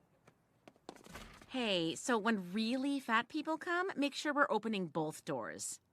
Guys, you could be veterans, too. Look what happens when I put on sunglasses. Wow. I want to try. It's loud being a veteran. The hell is wrong with you guys? Do I need to remind you I actually am a veteran? And I'm sickened by the thought of trolling for free handouts on account of being a vet, much less pretending to be one. Quagmire, what if I told you your glasses do playing with the boys? The volleyball scene? Go ahead, give it a whirl. Dad, Family Guy used 2 of your songs. Well, that's great, but I'm not your dad. I'm Kenny Loggins, and you're a groupie I brought here for sex. Dad, Family Guy just... See, now, that's my daughter. You guys got your video cameras ready? Yeah, what's going on? Well, as a veteran, I get to star in a viral YouTube video of me reuniting with my beloved pet. So here goes.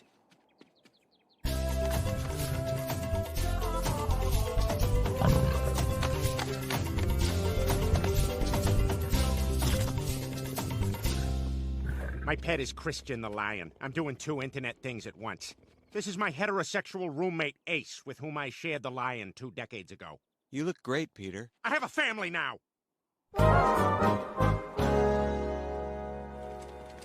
You know, guys, if being a veteran is about anything, it's about getting half-hearted applause on a Southwest Airlines flight. Veteran. Yay, veterans. Holy crap, you're Eric Dane from Marley and Me, and other stuff. I'm afraid you gotta give us your front-of-the-plane seats, because that's what celebrities do for veterans. Well, clear out, kids. It's just part of the Hollywood deal. Thank you. Thanks. Thank you so much. This is why I served. USS Nathan James? Yes, sir. Boats. Military, sir. The Nathan James is the fictitious ship on TNT's The Last Ship, starring Adam Baldwin and Jocko Sims. And Eric Dane. Uh-oh. You guys aren't veterans at all. You're frauds. Okay, we ain't real vets. Quagmire served in the Navy. The rest of us are charlatans. Boo! You're terrible! I fly Southwest to have a classy experience, and you've ruined it! Excuse me, gentlemen. You're under arrest. What? Why? You 3 are in violation of the Stolen Valor Act, which makes it a crime to pretend to be a veteran. Oh, so suddenly it's a crime to break the law? Mr. Quagmire, you're free to go, but the rest of you will have to come with me. I thought we had it bad being gay overhead bins. What makes us gay? We've got bags in our mouths.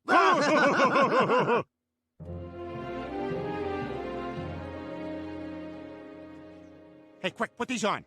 You're not gonna throw a veteran in jail. Is this some kind of joke to you? No, it was a sincere idea. Real servicemen and women have made real sacrifices for this country. And you're an actual veteran. You should know better. I'm sorry. You made a mockery of our whole family, Glenn. Now everywhere I go, it's like people are staring at me and whispering. Court is now in session. Judge Dignified Q. Blackman presiding. You men are accused of violating the Stolen Valor Act, and that's years of jail time. We forgot to get a lawyer. But in view of your long service to comedy, I'm willing to offer a deal. What kind of deal? I'll waive the charges, but only on the condition that you men enlist in the military for real.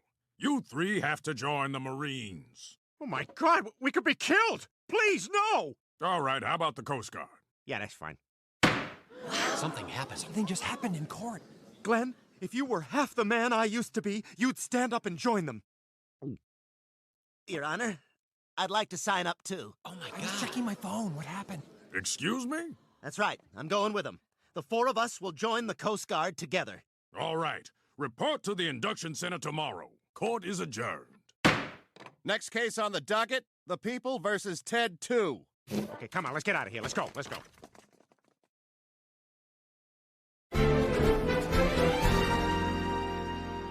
Good morning, recruits. Welcome to the Coast Guard. Sir, when do we report for basic training, sir?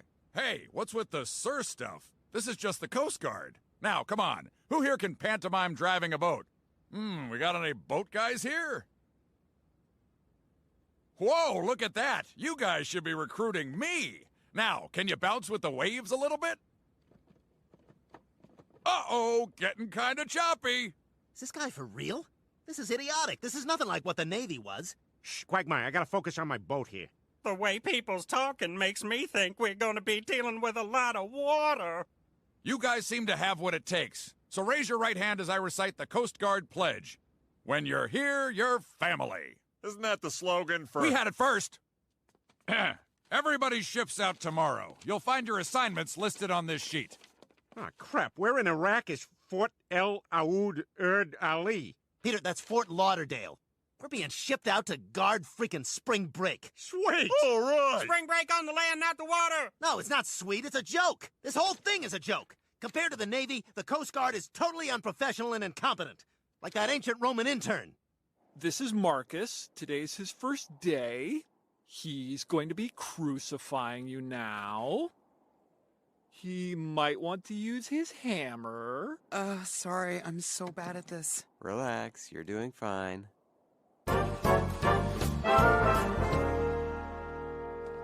Well, I'm off. Oh, Peter, I'm so worried.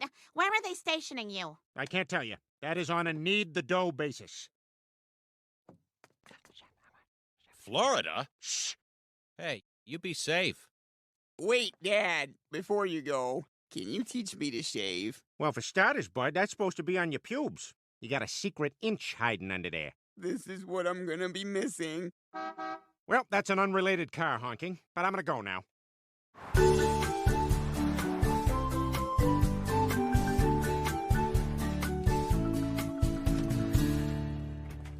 Fort Lauderdale, Florida, where all the art in every dentist's office comes from. All right, let's get to work. Grab your binoculars. We gotta practice doing funny double takes upon seeing a bikini woman.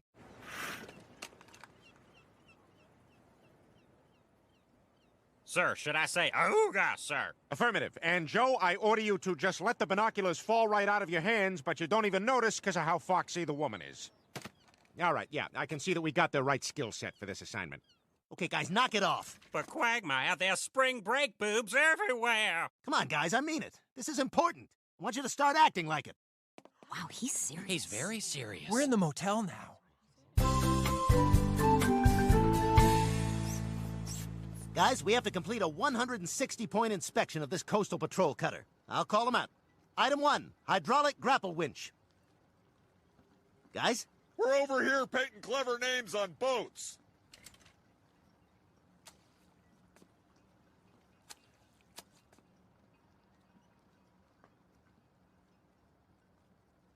No, Peter, it's supposed to be short and poppy. Oh, okay.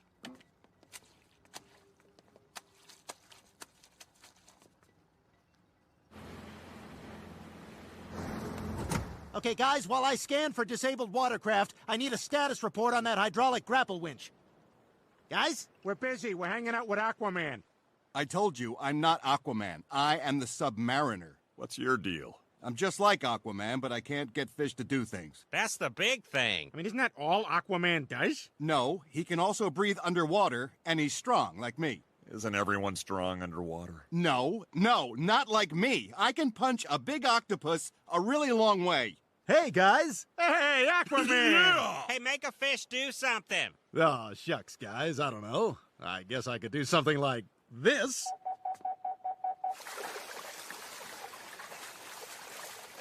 Wow, a real superhero. I have little wings on my feet. Yeah, and it's over. It's over.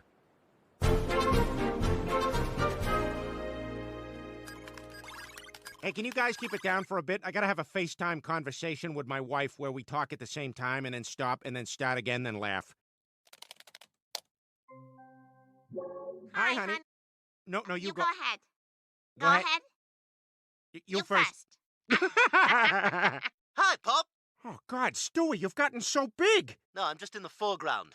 You're as tall as your mother now. He doesn't understand perspective. All right, let me say goodbye to Mommy. You Goodbye, take honey. care. Oh, You what? Oh, I was You just go. gonna say... Oh, everything stinks. Hey, Quagmire, where you going? I'm going home. What? Why? Because I'm sick of this. I'm the only one taking the job seriously. Hell, you guys still don't even know how to operate a simple hydraulic grapple winch. Okay, that's the third time you've mentioned the hydraulic grapple winch. Is that going to be important for later? I feel like maybe it is.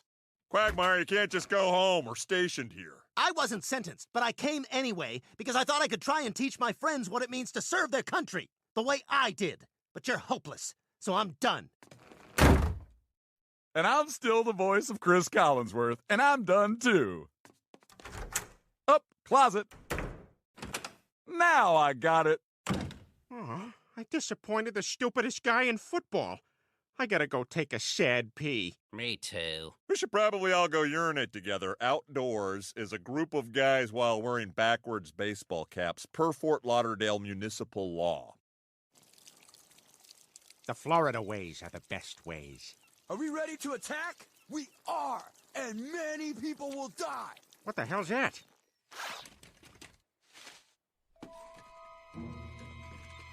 Are we ready to attack? We are, and many people will die. Oh, my God! Those evil frat boys are planning to kill Spring Break, and they only had time to record 2 lines of dialogue. Are we ready to attack? We are, and many people will die. We gotta stop them. All right, let's just find a quiet place to come up with a plan. All right, here's what we do. We track down. We start talking, and... Joe, you get us some... Cleveland, I want you to get... buildings in the city. I'm still very unclear about the plan.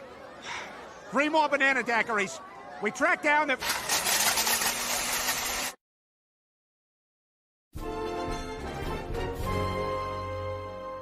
Did you see all of those guns and weapons those evil frat boys had? I sure did. And we still haven't nailed down a date for visiting Epcot. But what can we do? Quagmire was the only real soldier among us. You're right.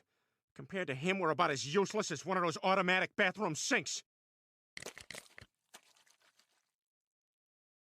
Up. Up. Up. Up. Up. Up. Up. Up. Up. Up. Up. Up. What the hell are you doing? This is a women's bathroom. Up. Come on, guys. We don't need Quagmire to do the right thing. I love that movie. If there's gonna be an attack at Spring Break, we can't just stand by while people get hurt or even killed. Joe's right. It's up to us to stop it. Because we're in the Coast Guard. And when you're here, you're family.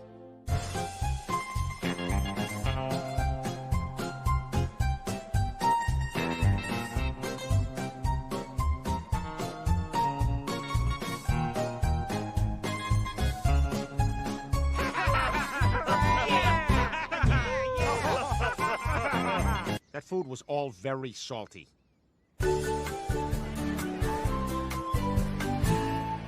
There's so many people. We gotta find those frat boys. Look for anything suspicious.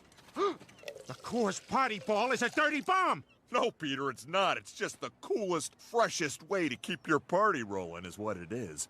This is hopeless. There's no way to guess what their target is. Final boarding call for the Are We Ready to Attack? We Are, and Many People Will Die booze cruise. Okay, I got a feeling about that one.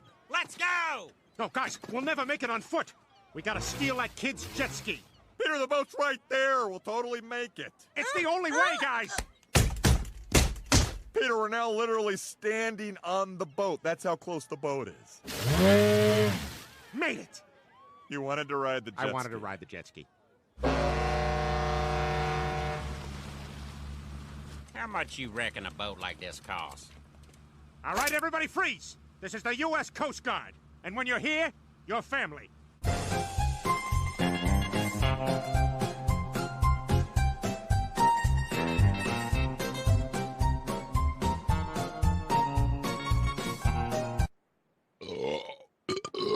Anyway, U.S. Coast Guard, you kids are... What are we gonna do? We're way outgunned. Are any of you familiar with what's referred to as a Leroy Jenkins? Well, I don't know what that is, but let's make a very long, elaborate plan. All right, so I'll run in first and use an intimidating shout. When my shout's done, I'll need Joe to come in and use his shout, too. What do you think, Joe? Can you give me a number crunch real quick? Yeah, give me a sec. I'm coming up with 32.33. Repeating, of course. Okay, that's a lot better than we usually do. So let's... Leroy Jenkins! Oh, my God, he just ran in. Let's go! Stick to the plan! Let's go! Let's go! Oh, man. We're dying. Damn it, Cleveland. Where'd they get dragons? These guys have magic, guys. Can't move. Oh, God! You know, Cleveland, you're an idiot. This episode has a lot of internet things. Ah, crap, we're gonna die. Freeze! Quagmire, you came back! That's right, because I'm in the U.S. Coast Guard. And when you're here... No, don't say it!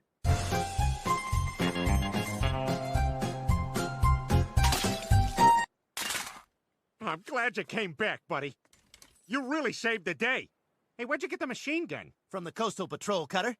Machine gun is item 49 of the 160-point inspection. Oh, that was when I was writing homosexual stuff on the boat. Too bad about the bomb. Bomb? Yep, right here on the boat. Soon you will all do the foamy dance of death. We are, and many people will die. He just says that one thing.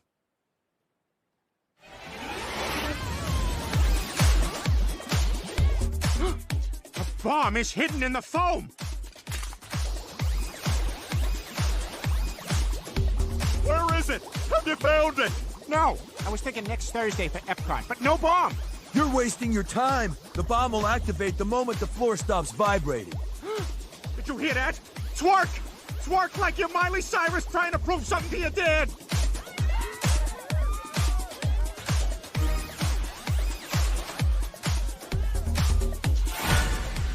Found it! We're all gonna die! Oh, no, we're not. I stole a jet ski from a kid.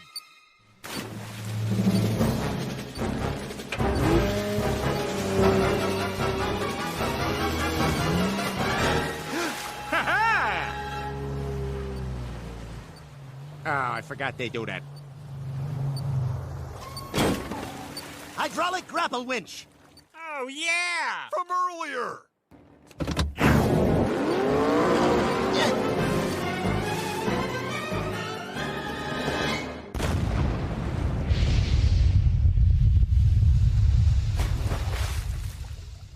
We did it! It's over! 'Cause of you. Thanks for saving us, Quagmire. Ah, I was just doing my duty. Just like you did. Good job, soldier. Anyway, what matters is everyone's okay. Thanks to the Coast Guard. Because when you're here... I'm not going back to that restaurant.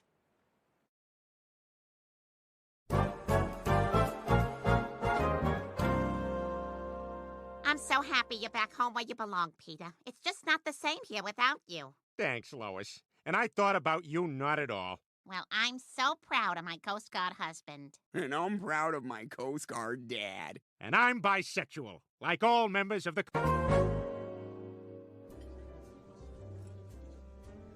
Smitty's Steakhouse. You know, this was the fanciest restaurant in Quahog when I was a kid. The ladies' room has a big space with chairs in it, like a living room, before you get back to where the crap is at. Good evening and welcome to Smitty's. I'll be back with martinis for Mom and Dad, and for you kids, some martinis. Dad, can you pass the bread? Sure, but don't forget the butter that looks like decorative bathroom soaps and is impossible to smear. Thanks, Dad. This really ruins it.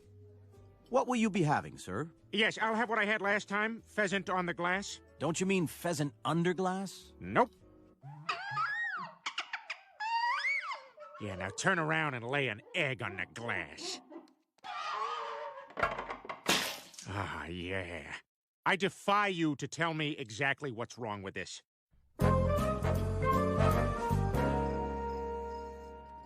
Peter, look, you can put your business card in this bowl and maybe win a free lunch. I don't have a business card.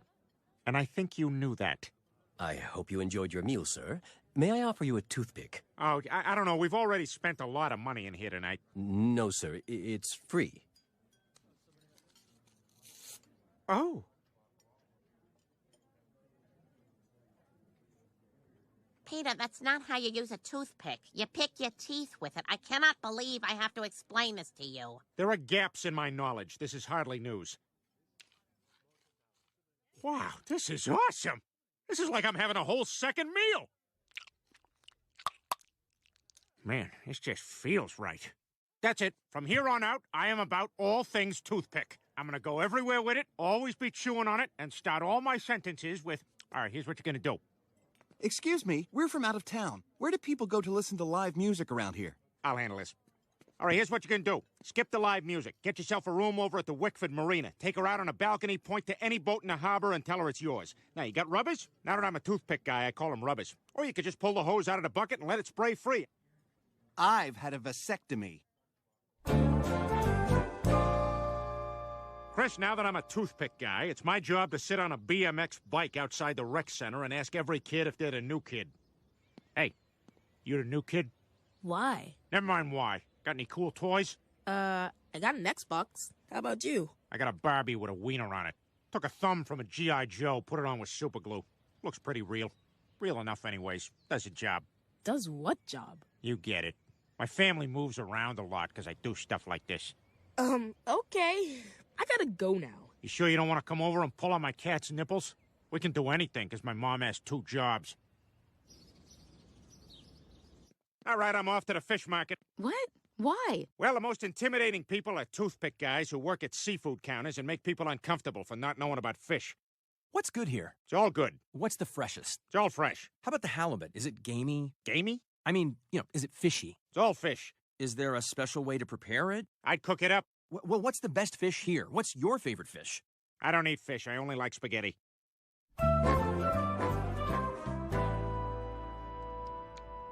When are you gonna get rid of that toothpick? It's disgusting, and it's starting to smell. Why would I give it up? It's getting me tons of tail. What? And check this out. The rare triple toothpick flip. Oh my God, are you all right? No, I swallowed it. My toothpick. It's gone. Damn it. I'm gonna need you to put that large two-handed colander over the toilet. Peter, that was a wedding present from my aunt. Well, let's use the ice cream maker. We've never used it once. Calm down. You can always get another toothpick. Oh my God, you're right. Lois, we gotta drive to Smitty's right now and get one. Now? But we told Chris we'd be there when he wakes up from surgery. All right, we were able to fix your hernia, but you've got to stop lifting sewer hole covers. But the Ninja Turtles live down there. I'm friends with them. Hey, fat ass, I brought you flowers. But stay out of the sewers. We're trying to work down there. Thanks, Donatello. Oh, thank God. Quick, we need another toothpick. Thank you, Maurice.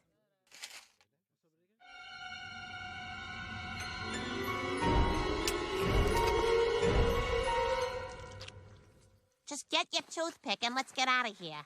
Ugh, no thanks. That old lady has ruined toothpicks for me, just like how Meg ruined broccoli. Hey, Meg, look. They're little trees. No, they're not. They're not? Hey, Peter. Oh, look, there's Quagmire and his transgendered mother, which is now great.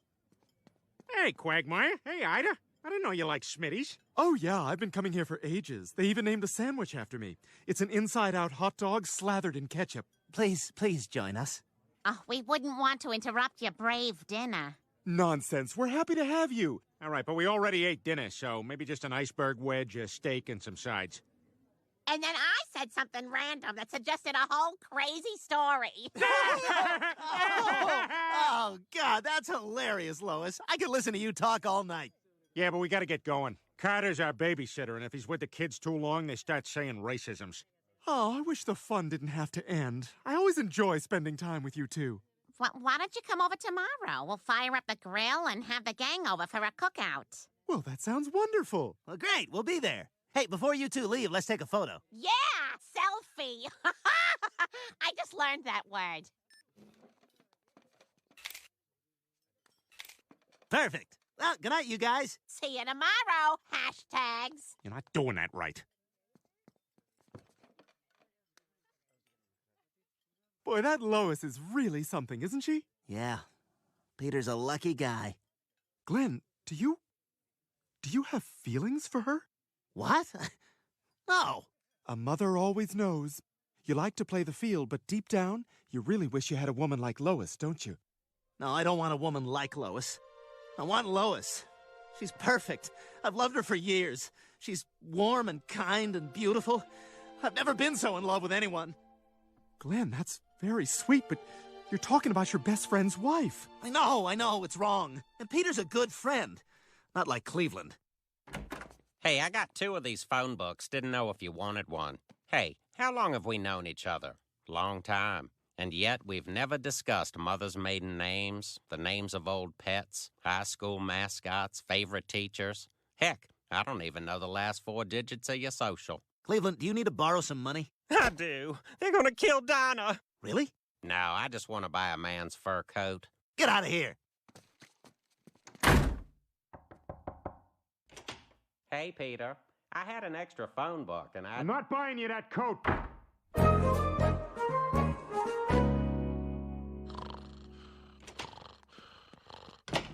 Huh? Who? What? Yeah, what? Which doggy in what window?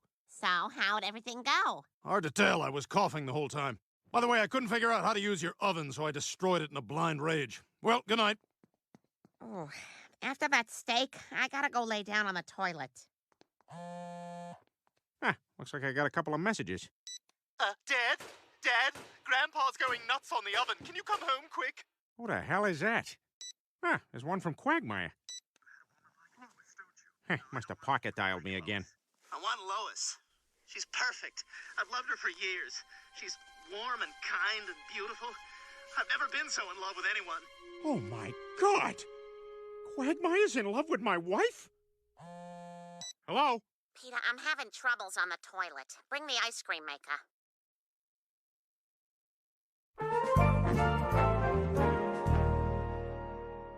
Brian, there's something I gotta talk to you about. Quagmire pocket dialed me last night. You gotta hear this. I want Lois. She's perfect.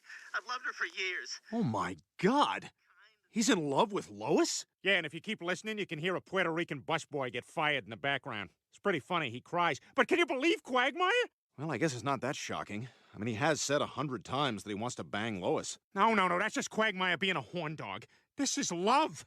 I don't know. I think you're making too big a deal out of this. Too big a deal? The guy's been sitting next to me all these years acting like he's my friend when all he really wants is to be with my wife. Jeez, calm down. No, I'm telling you, he's gonna try to take Lois away from me. You know what? I'm going over there right now and hit him with a shovel like a white trash YouTube girl. Peter, wait, listen. Delete that message and pretend you never heard it. What? Why? Because you weren't meant to hear it. If you act on this, all you'll do is wreck your friendship and cause heartache for everyone involved. What, so what am I supposed to do? Just ignore it? Yeah, ignore it. Like you do with the ghost of that colonial woman who died falling down our stairs. I saw you eat a crayon. It was purple. I thought it was grape. Look, you've got to be the bigger man. You got to just keep this to yourself. Fine, I won't say anything. Good. And don't be passive-aggressive either, like one of those songs in an old musical. You're hideous to be without. You're big and fat. In the heart, no doubt. You're a horrible loss if you won't be my wife. You're a raging, continuous love in my life.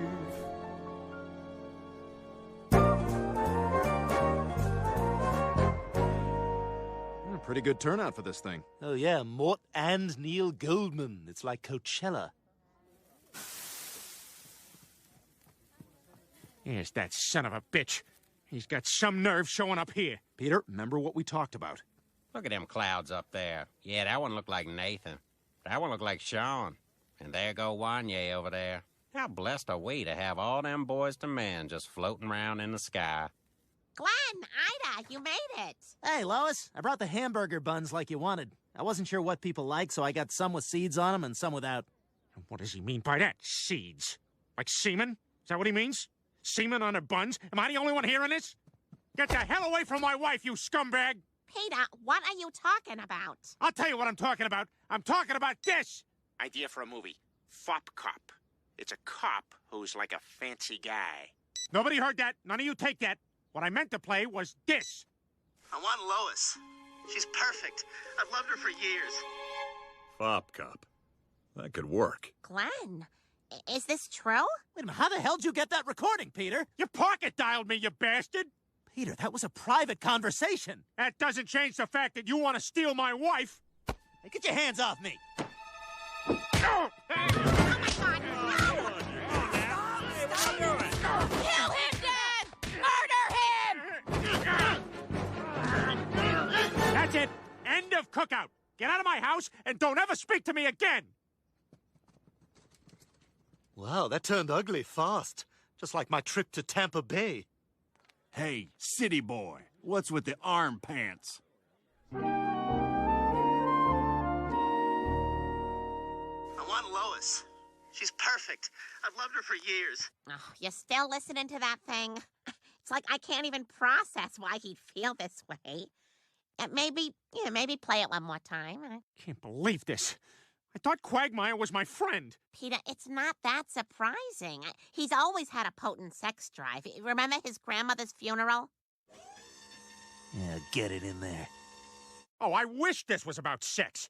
If he was just home busting one to his buddy's wife, hell, we've all done that. I've heard. Allegedly. But not often.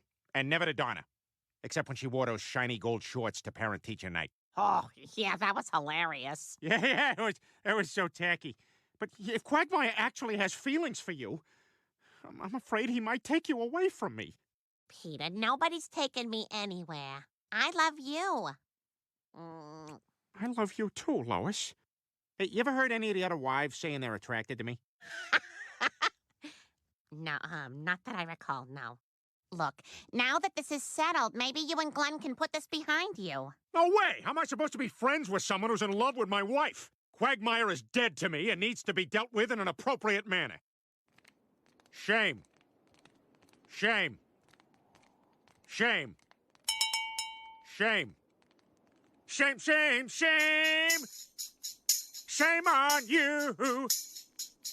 Shame, shame, shame! Shame on you! This was serious, but it turned into something fun!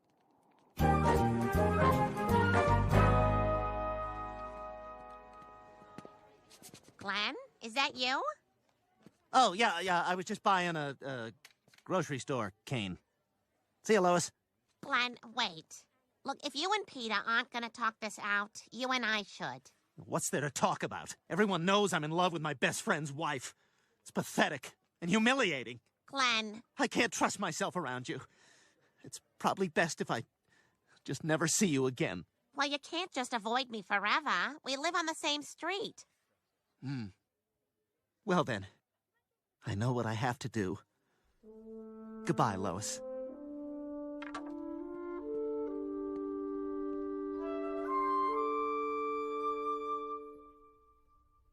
Oh, sour cream. You wanted me to remind you. Sour cream.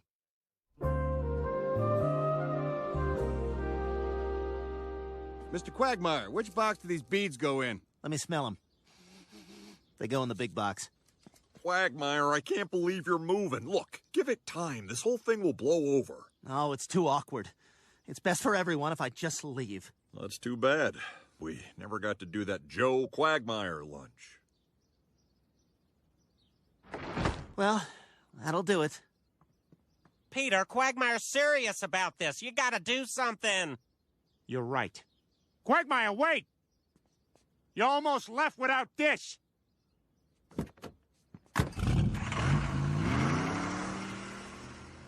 You want me to be the one who says jiggity now?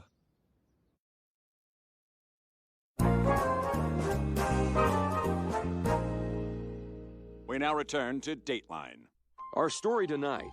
The guy you think did it, he did it. Now go to bed. Your grandkids are coming tomorrow. I had a pretty good egg dish last night. What? What am I supposed to do with that information? Well, I don't know. Maybe ask me for the recipe? Do you have it? No. So what's going on with you guys? Nothing much. See, this is where Quagmire normally would have told one of his outrageous sex stories. Ah, we don't need him. I got a sex story for you. So I'm banging this chick, and she's saying to me, I'm worried that Chris won't get into college. And then I says to her, that seems like a legitimate concern. And then I lost my wood, and so we just watched Colbert, and then I took a dump completely nude. Who else but Peter? Peter, face it, without Quagmire, we're boring. Oh, come on, that ain't true. Yes, it is. He had all the fun ideas. Remember, he even took me parasailing. This is awesome! It's like I'm flying! Woo! I've never felt so alive! Oh, if only I had a pair of legs. All right. It was the fish part of me that wanted him.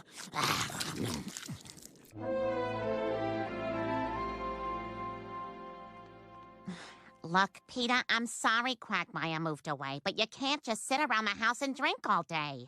It's all your fault Quagmire fell in love with you. Traipsing around in your tan pants and your green shirt and your soothing voice. My fault? Yeah, everything is messed up. I lost my best friend, my buddies are all fighting, that chick at work is saying stuff that ain't true. Okay, you know what? Enough feeling sorry for yourself. We're fixing this now. Get in the car. What? Why? You'll see. Why should I trust you? You're always tricking me into going places I don't wanna. Oh, you said we were going to a place Walt Disney built. No, Peter, I said supported.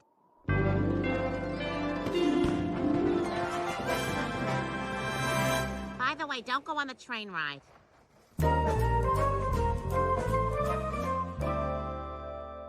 I've been playing a game I invented called Mini Racquetball in your garage. Uh-huh. It's pretty fun. He has not won a single point. You don't have to win to have fun. Lois? Peter? Zod? Hey, you're parked behind my trapezoid thing. Yeah, I'll move it in a sec. Glenn, all this nonsense has to stop now. The only reason this became an issue is because Peter heard something he wasn't supposed to hear. Guy from Superman lives here? And the truth is, we all have private thoughts we don't act on. And that's okay. For instance, every time I'm on the subway, I want to push a stranger onto the tracks. And that's fine. I don't do it. I guess you're right. I don't totally disagree with what Kim Jong-un's doing, but you don't see me moving there. I take medicine I get from the veterinarian. Is that one? No, it's not. But the point is, we all have secret thoughts. But there's no reason they should ruin our friendships. Sometimes I think about going to the hospital and switching the babies around. Somali pirates seem cool, too. I wouldn't mind eating the Philly Fanatic. See, we're all terrible people inside. Joe's a little worse than the rest of us, but we all just shove our thoughts deep down where they can't hurt anybody. Huh. Maybe you're right. Of course I'm right. The secret to happiness is burying all your true feelings and living a life of bland compromise. So here's the question, Glenn. Do you love Peter enough to repress your love for me?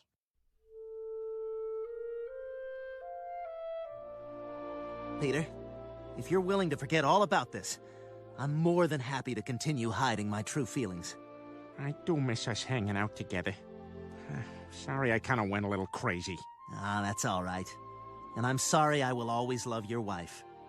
Which I don't. Thank you, Glenn. All right. What do you say we all celebrate with a game of mini racquetball? Wait, is mini racquetball just ping pong? Kind of. Boy, it's good to have the gang together again. Yeah, welcome home, buddy. Man, I missed sitting around just shooting a breeze. Hey, so how'd you get your house back? This ought to be good. I suspended escrow. Oh. Hey, guys, you know that egg dish I was talking about? Turns out...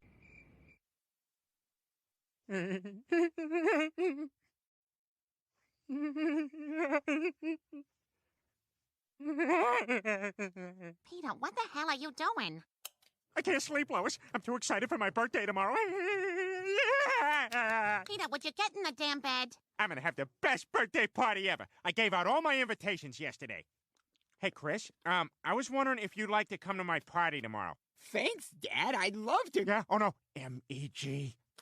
Hey, what are you guys talking about? Nothing? Sports. Birthday sports. No, just sports. Oh, okay.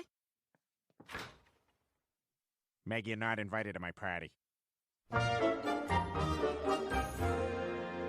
Happy birthday, sweetheart. Why don't you open your presents while I cut the cake? Whoa! What planet is this? It's not a planet. Peter, it's Earth. It's a globe. You use it to learn where the countries are. You gave me an educational toy? What do you say to Mr. Swanson? Oh, thank you. Hey, Dad, this came in the mail for you. A card? Oh, look, it's one of those cards where you can record your own message. Come on, open it up. Hi, Peter. Happy birthday. Just wanted to send our wishes from Virginia. Bye. Okay, Donna, I'm done. I'm gonna go mail this card.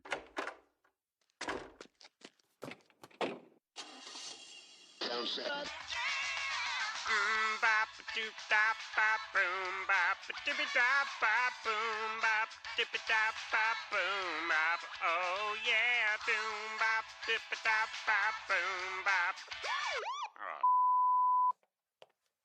Afternoon, officer. Any idea how fast you're going? No, sir. You getting smart with me, boy? Where'd you get them wheels? Oh, come on, man. Step out of the car. But I ain't done nothing. Hands behind your back. Hey, easy, Come on. watch it. Don't you fight me, boy. Get down on the ground. Come on, now. Hey, get back here. Ah, my arm.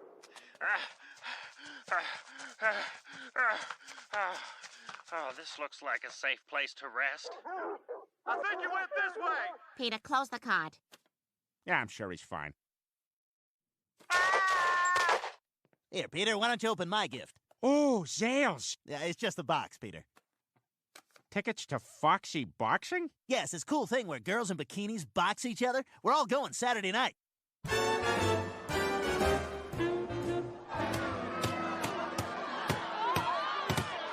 Man, would you look at that. 2 smoking hot chicks repeatedly striking each other. Yeah, it reminds me of Thanksgiving. Why does it remind you of Thanksgiving? Because this is where I come for Thanksgiving. Ladies and gentlemen, may I have your attention, please? We've reached that part of the evening when our house champion takes on all challengers. Any of you lovely ladies like to try your hand in the ring? Hey, Lois, what do you think? You want to fight that lady's boobs? What? No, I'm not fighting anyone. Oh. Well, good thing I made this plaster mold of your hand and forearm. Hey, buddy, over here! I see a woman's hand and forearm at table 8. Damn it, Peter. Please, Lois, come on, you gotta fight it. Come on, Lois, get in there, take her down. Come on. It'll be awesome. I'd really like to see that. All right. If it'll shut you all up, I'll do it. All right, so how does this work? We gonna pretend to hit each other for a while, then maybe kiss a little, huh? I'm terrible. Hey, watch it. That was pretty hard. No, it wasn't. Try this one. Stop that, young lady. I'm just out here for fun. Yeah, punch each other, you whores! Okay, you little bitch, that's it. You wanna with me? Let's go.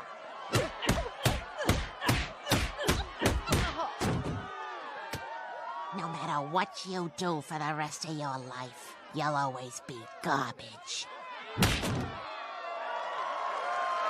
Oh my God, I didn't know Lois had that in her. Hey, is that your wife? You bet that's my wife. Well, I gotta say, she's a natural. You know, she could make some serious money as a professional. Wow, you really think so? Oh, sure. Women's boxing is a rapidly growing part of the field. You should consider your wife competing for a belt. Well, she did look like she knew what she was doing up there. Think about it. Here's my card. What can I say?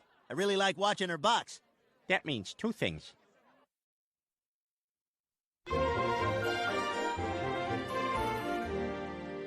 Hey, Lois, congrats on winning that boxing match last night. I saw your picture in the Daily Growl. Brian, the Daily Growl is not a real paper. What? Yeah, it is. Ha ha! I like that sound. Mom, since when are you a boxer? I'm not, honey. Honestly, I don't know what came over me last night. It was just one of those crazy things that sort of happened after a few drinks. Morning, everyone. Morning, champ. You feeling loose today? Peter, what are you doing? What is all this? I'm a fight promoter now, and I got you another fight. You're boxing tonight at the Quahog Civic Center. Are you out of your mind? No, Peter, that was a one-time thing, all right? I am not a boxer, and I'm not fighting anyone else, and that's final. All right, how about this then? I'll take you somewhere real fancy and romantic for dinner, just the 2 of us, and in return, I get to try and convince you to fight. Well, going out for dinner would be nice, but I'm not changing my mind. Oh, gosh, I can't wait to see this fancy restaurant. Oh, you're gonna love it, Lois. Here, put on these special eating gloves I bought you. Well, why do I need to wear gloves to eat in a fancy restaurant? 'Cause it's so fancy that... You know what? I'm tired of this. I booked you a boxing match. Son of a bitch. Damn it, Peter. I told you I don't want to be a boxer. Who the hell do you think you are? There you go. Use that anger. Hey, remember when I said I think it's hot when you wear a sports bra and gym shorts underneath your dress? Yeah? Now put these shoes on.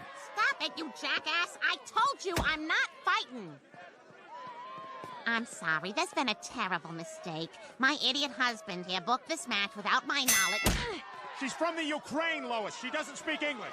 All right. She's from the other part of the Ukraine. It's a different dialect. 1, 2, 3. Hey, what you doing down there, Lois? Oh, what's your matter? Mad at little old me? In your imagination, I've got long eyelashes.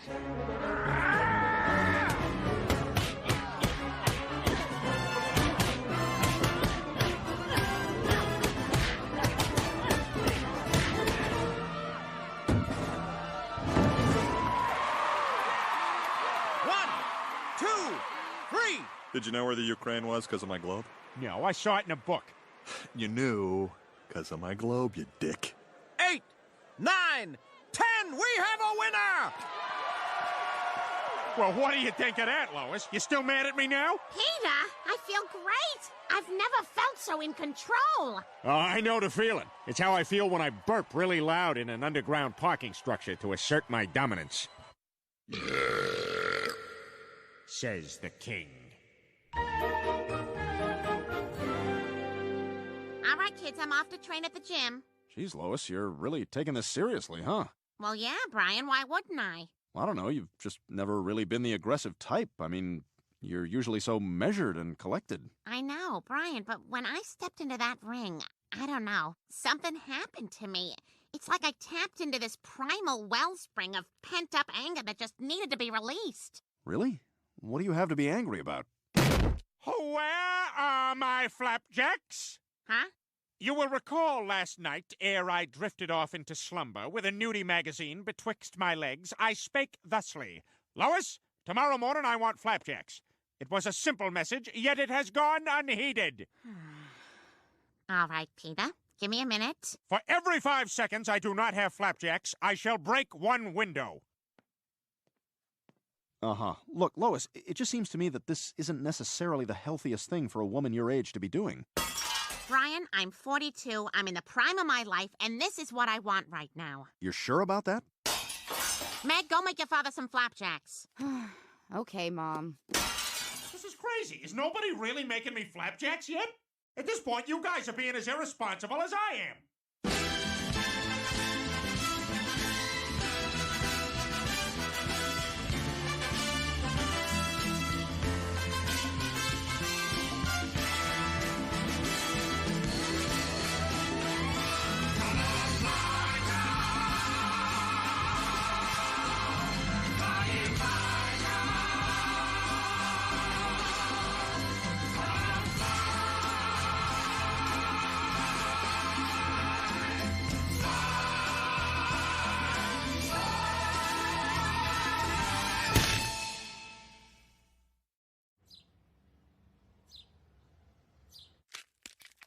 Ow! Well, it's broken, all right.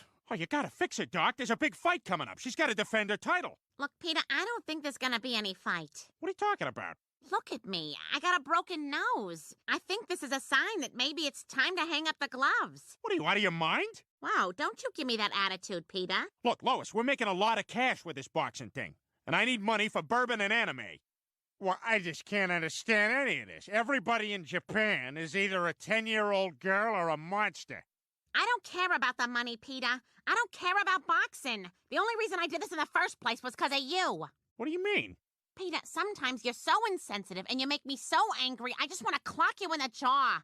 Obviously, I can't do that, so boxing was an outlet.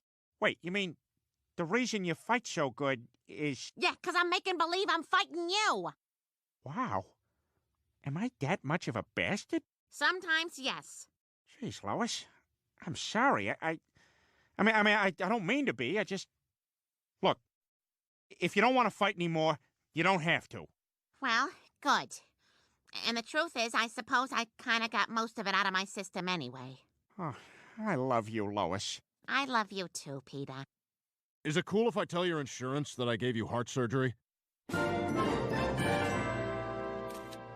Ladies and gentlemen, in honor of her retirement, after 17 consecutive victories, I hereby dedicate this statue to Quahog's greatest fighter, Lois Griffin. I'm also having a celebratory keg party back at my house later. You can tell your parents that my parents will be there.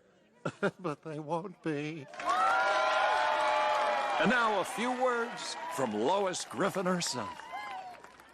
Thank you so much for coming, everyone. And thank you for always cheering me on at all my fights. Hey, Griffin! Oh my God, that's Deirdre Jackson. Who's that? Only the deadliest fighter in all of women's boxing. She's killed 3 people in the ring. Her fists are so dangerous, she's not allowed to be a lesbian. I know why you're retiring, Griffin. You're scared. Scared? Of what? Of me. Look at these people giving you a statue for fighting a bunch of bums. If you're so great, why don't you prove it? Fight me!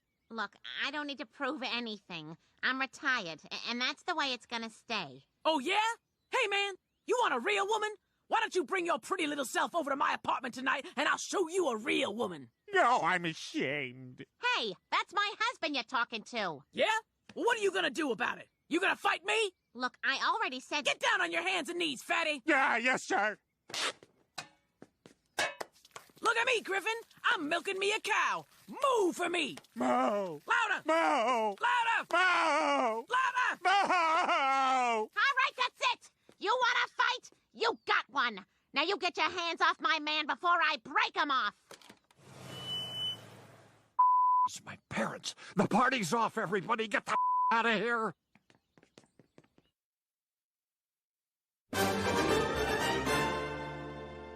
Good evening, I'm Tom Tucker. Coming up next, a boxing match where the fighters are bleeding before the fight? We've got exclusive coverage of tonight's women's boxing bout, Griffin versus Jackson. We're here live with contender Deirdre Jackson outside her dressing room. Deirdre, is it true you've killed 3 women in the ring? Tonight it's gonna be 4. Are you saying you intend to kill your opponent? Let's just say you don't want to miss round 6. Lois, you can't go out there. What? Why not? Because if you step into that ring, she's gonna kill you. No, she's not, Peter. What the hell kind of talk is that? Now, I'm gonna win this thing. Look, Lois, you don't have to do this for me. I know I make you mad sometimes, but I thought we agreed you'd hang up the gloves. I'll hang up the gloves after I knock her ass out. Peter, she milked your boobs, and there were a lot of people I knew there. Now, let's go.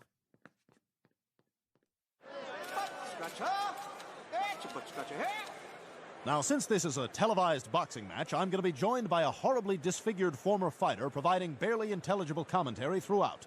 Any thoughts on the fight, Floyd? I think that they are going to be fighting. Deirdre's last fight, in the contrast to the later one, is going to be better than usually. And how do you think that helps her chances tonight? Well, the match lasted about up until the particular inaccuracy, particular unusually, that should be the ultimate determining factor in about the 12-round experience, the heart of a champion margarine hat. Well, we'll be watching for that. We'll be checking in with you throughout the night, Floyd, and happy 23rd birthday. You're welcome. Ladies and gentlemen, may I have your attention, please? Introducing tonight's fighters.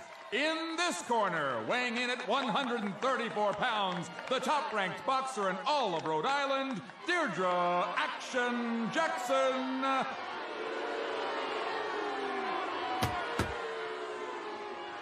I think every Italian in Quahog is here. Yeah, go white girl. Hey, yo, you're getting your grinder on my grinder. And in this corner, weighing in at 130 pounds, it's the ovarian barbarian and the breast of all time. Let's put our hands together for Quahog's own Lois Griffin! Okay, here's the rules. No hitting below the belt, no rabbit punches, no name calling, no making trouble for unconventional couples who want to adopt babies, because you know what? They ain't getting the good babies anyways. Okay, have a fun fight. Ding, ding.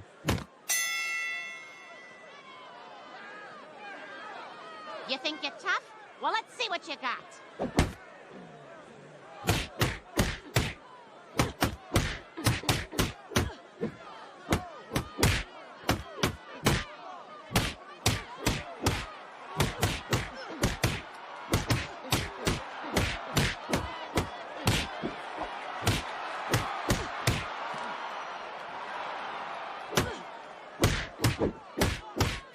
Wow, she's really hitting Mom hard. Good.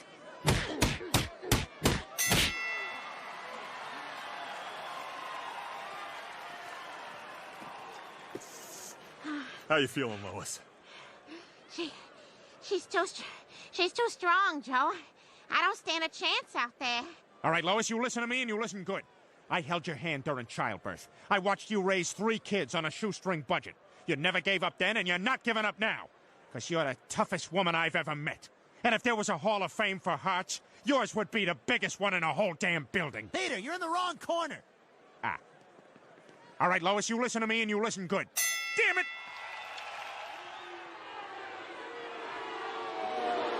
Shut up! Everybody shut up! This took a lot of courage! Well, ladies and gentlemen, here we are at round 6, the round that Deirdre Jackson predicted she'd kill Lois Griffin. What do you think, Floyd? Is she going to make good on that promise? A broken promise is a lot like a child's pinwheel. You have to be yourself, or at least within the confines. All right, well, let's see what's going on in the ring. Finish this.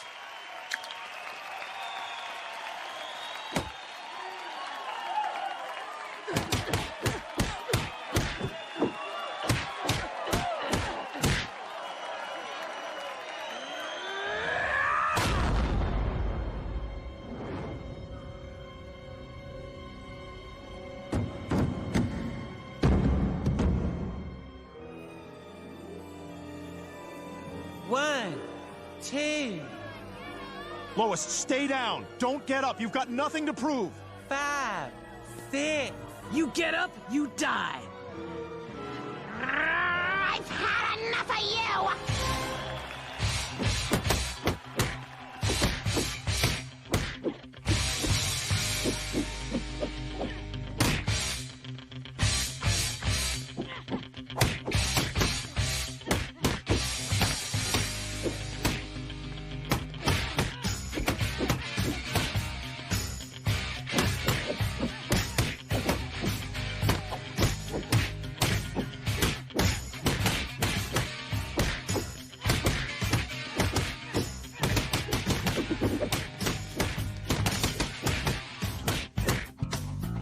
Rising up, back on the street. Did my time, took my chances. Oh, get out of here. Yeah, okay.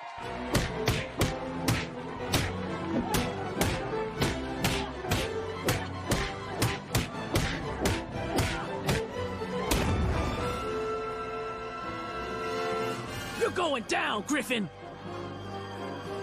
Not tonight, I'm not.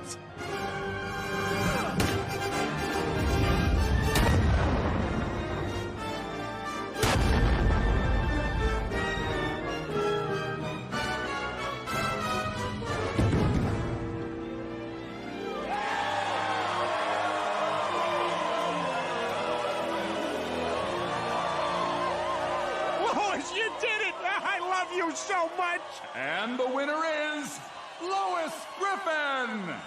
Now, if everyone could just pick up 2 chairs before you leave, we can get this place cleaned up a lot quicker. Wow.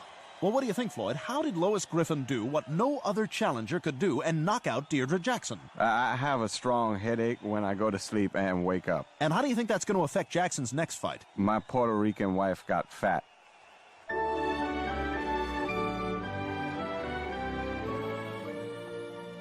Well, I gotta be honest, Lois. I had my doubts, but you really held your own in that ring. Thanks, Brian. It was nice to go out a champion. Well, we're real proud of you, Lois. And thanks to Deirdre, I even got some of my own milk to put on my cereal. We now return to The Terminator.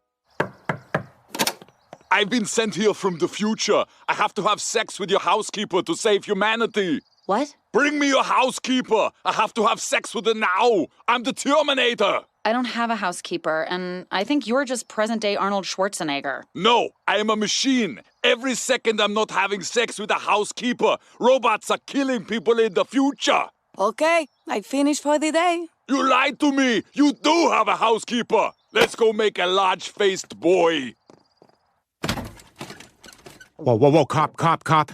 Peter, it's me, and you're an adult man drinking in a bar. Anyway, sorry I'm late. The pantry down at the station needed new shelf paper. That's what they got you doing down there? Well, that, and I'm also in charge of the office gerbil. And let me tell you, Lieutenant Nibbles is quite a handful. He'll only eat real cheese, not processed. You buy special cheese for a gerbil? Yeah, I have to. He outranks me.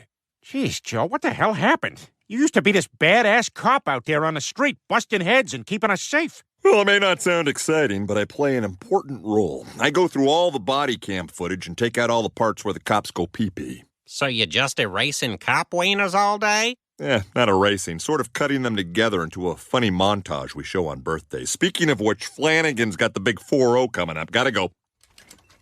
Man, you guys think Joe's as happy as he says he is, just doing all that desk work? No way. He's just putting lipstick on a pig. This is called Crimson Sky. What do you think? Harold? Get this off of me!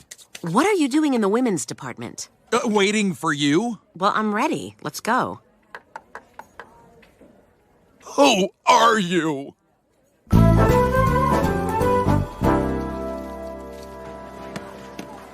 Ugh, she just put her tampons on top of the bread. Take the groceries out, we gotta start over. Mom, can I go bare hand raisins from the bulk aisle? Okay, but if you get caught, just say oopsie poopsie like a simpleton. Hey, watch your fat arms! Excuse me, ma'am, your little girl dropped her teddy bear. What? Little girl? Yeah, she hates it when she drops that. He's actually a little boy, but thank you very much. Did she just think I was a girl? Why would she think that? I don't know, maybe she saw you try to throw that feather in the yard yesterday. Hey, don't watch me when I'm doing stuff. What are you doing, kid? Those aren't free. Oopsie poopsie!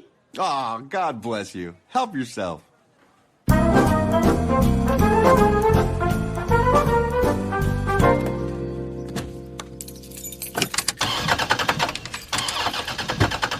Car trouble? Yeah, son of a bitch, Joe. Didn't even hear you coming. Yeah, I'm kind of quiet on grass.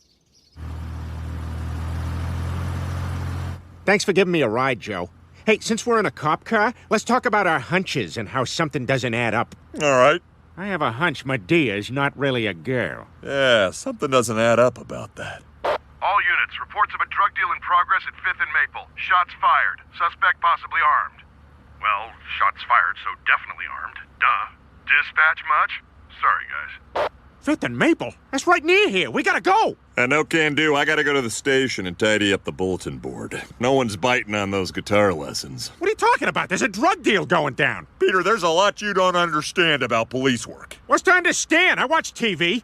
Come on, Joe, let's put this 70s siren on your car and go. Did you just wipe a booger on my roof? Let's go, let's go! Oh, crap! Cops! That's the house! Hold on, Peter. We can't go in there. We gotta wait for backup. The hell we do! Peter! Yeah, reach for the stars! What?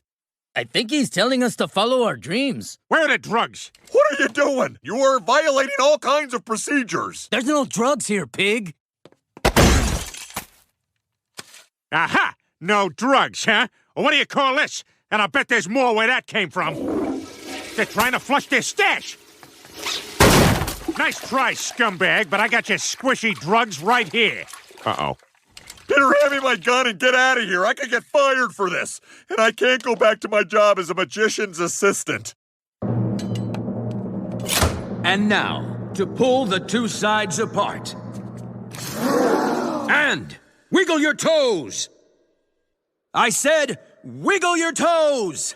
Yeah, that's why I wanted to talk to you before the show.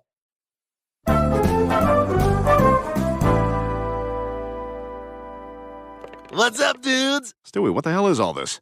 Only the most manly thing ever. A little something called American football. Is that a Michael Sam jersey? Yep, 2 boy names. Doubly masculine. Like George Michael? Shut up! Come on, Stewie. Are you still hung up about that woman at the grocery store thinking you're a girl? Elton John is another. It has nothing to do with that, Brian.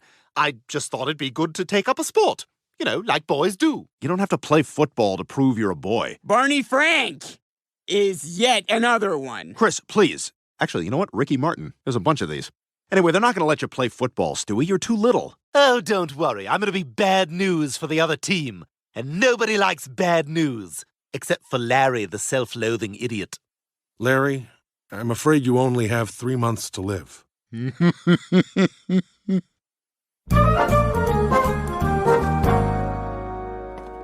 Swanson, I need to see you right now.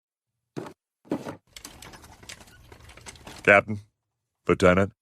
You had no business participating in that raid at 5th and Maple. I know that, Captain. I'm sorry that But I'm glad you did. Excuse me? You brought down one of the biggest drug rings in Quahog. Above and beyond, Swanson. Well, sir, I'm just like any other cop. My wife puts on my pants one leg at a time. I appreciate your modesty, but nice work. It's hard to believe you did that all by yourself. Yep, did it all by myself. I did. My little lonesome, says I. That's weird phrasing, but I'll tell you this, Swanson. You keep up this kind of work, there'll be no more grocery runs for you. You'll be back on the street full-time. Thank you, Captain. Sir? Thank you, sir.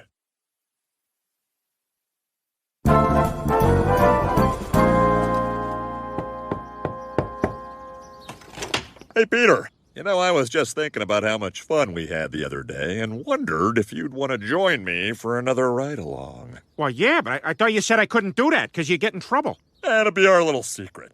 All right. Hey, can I drive the car? Yeah, I guess I can let you drive. Awesome. Hey, and can we go slow up to a homeless guy and go, yip, yip, and see what he does? That's half the job. So what do you say? You think you're up to it? You bet I am. I'm in the best shape of my life. I've been working my Dave Matthews punching bag.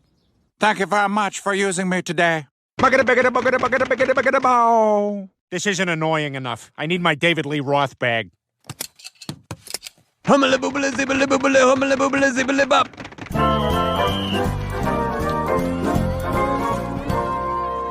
Wow, so these are the wife beaters of tomorrow. Which team is Stewie going to be on? He's not going to be on any team. He's just overcompensating because he was called a girl.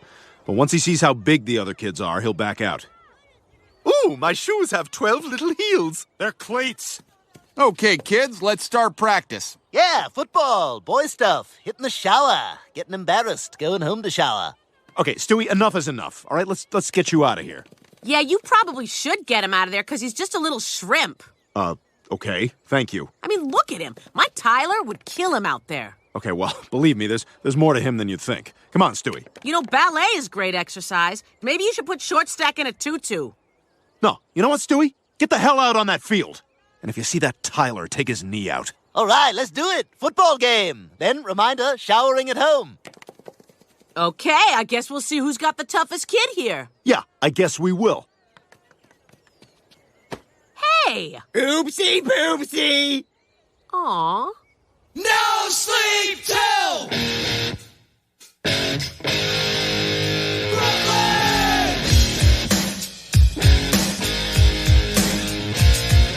Foot on the pedal, never Air Force metal. Ain't you running hotter than a boiling kettle? My job ain't a job, it's a damn good time. City to city, I'm a running right. On location, touring around the nation. BC boys, always on vacation. Think about a stable turntable. I do what I do best because I'm millionaire. Ain't no faking, your money I'm taking. Going coast to coast to watch, only gonna shake. And while you're at the job working 9 to 5, the Beastie Boys had the gun cold kicking it live. No sleep till another plane, another chain, another bottle, another break, another girl, another fight, another job all night. My manager's crazy, he always smokes dust. He's got his own room at the back of the bus. Going around the world, you rock around the clock. Playing a hotel, girls on the job. Trashing hotels like it's going out of stock. Good evening, I'm Tom Tucker. Our top story tonight, local news anchor too professional to laugh at penis poked through hole in cue card. But first, earlier today at City Hall, the mayor honored a hero cop who has foiled a string of recent crimes. Good afternoon. We had a budget meeting that ran long, so I'm going to eat my lunch while I hold this press conference. Ooh, my favorite, loose Cobb salad in a lunchbox. I'm going to now shake this up like a lady in your office. Okay, while the dressing does its magic, let's honor Officer Joe Swanson, who single-handedly cut crime in Quahog by 75%. What? Single-handedly? Officer Swanson, as thanks from a grateful city, please accept the Certificate of Merit. And with that, I hereby declare this hero cop open. Whoa, sweet bod. You lift, bro? Damn it, I can't believe Joe's hogging all the credit. That bastard's just getting famous by tricking people, like Orson Welles. So, the aliens have come to Earth to destroy all mankind. And, they're going to start at McDonald's. So if you're in line there, you better run. Whoa, whoa, not the workers, though. They've already said the workers are safe. Excuse me, Coach Herrera?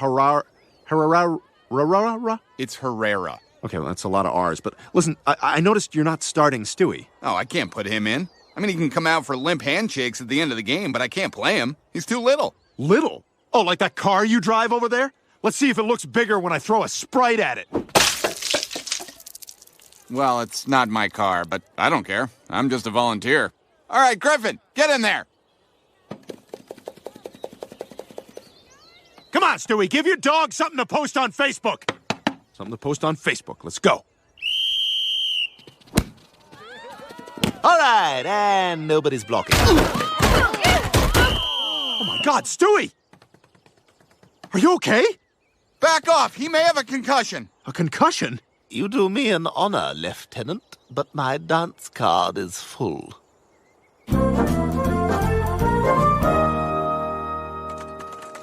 Officer Swanson, as you requested, here's a big stack of all the cases you cracked. Oh, great. Now I'm going to go ahead and brood over a photo of the girl whose case was the one I couldn't solve. Your 70s sweater and feathered hair let people know this is a cold case. Well, hello, Officer Swanson. Peter, what are you doing? You're not supposed to be here. I saw you on TV, hogging all the credit for my police work. Look, I told you I need you to be a silent partner on this. The truth is I could get in a lot of trouble. Oh, I see. You need me to be the bad cop who kicks all the ass, and then I'm supposed to be quiet about it? Well, my silence is gonna cost you. What are you saying? I'm saying you get stuff, I want stuff. I've seen that evidence locker. I know you got Discmans in there. I want a murdered jogger's Discman. Peter, you know I can't do that. Yeah, well, maybe I accidentally reveal that you're not the hero everyone thinks you are, and that you've been letting your neighbor do all kinds of cop stuff. You wouldn't do that, would you? You bet I would. And one more thing. Peter asked me to do this. He said it's something from before. I don't know. I hope it's funny.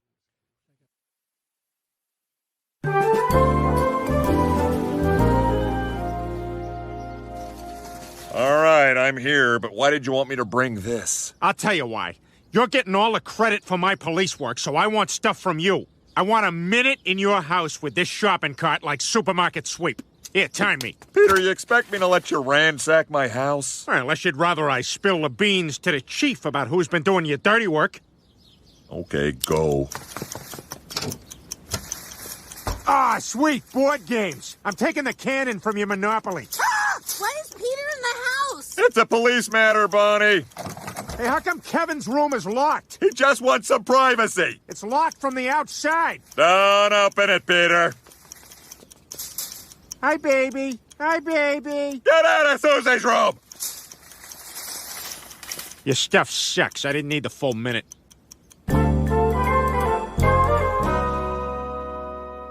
Hey, Stewie. How's our little concussion guy? Oh, my God. Can you see me? Yeah, no, I'm fine.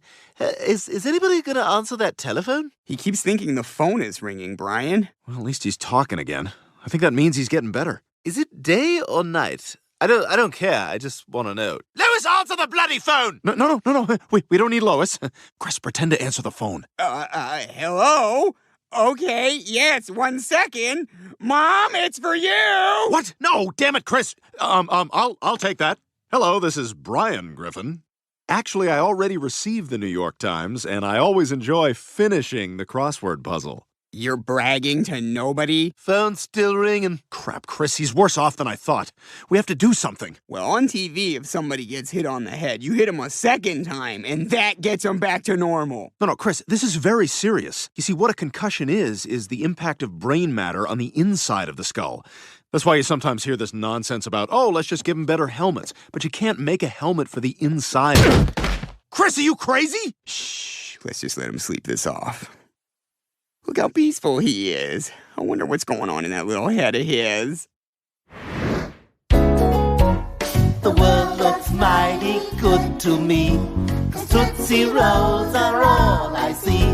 Whatever it is I think I see becomes a Tootsie Roll to me.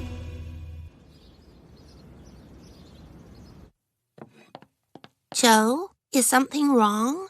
I didn't hear you crying in the shower this morning. I'm just dealing with some stuff at work. But everything's going so well. You've been getting all those commendations, and my online handmade lip balm business is really taking off. I don't even know what you're talking about. Well, I'm proud of you, and you should be proud of yourself.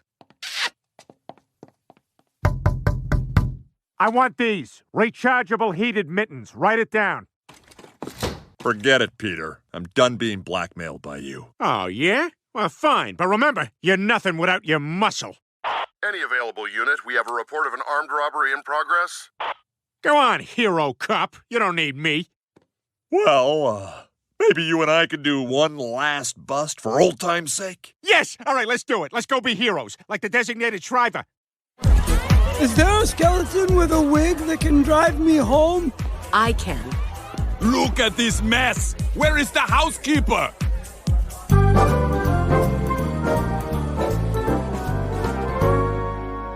Well, you already look better. The doctor should be in any minute.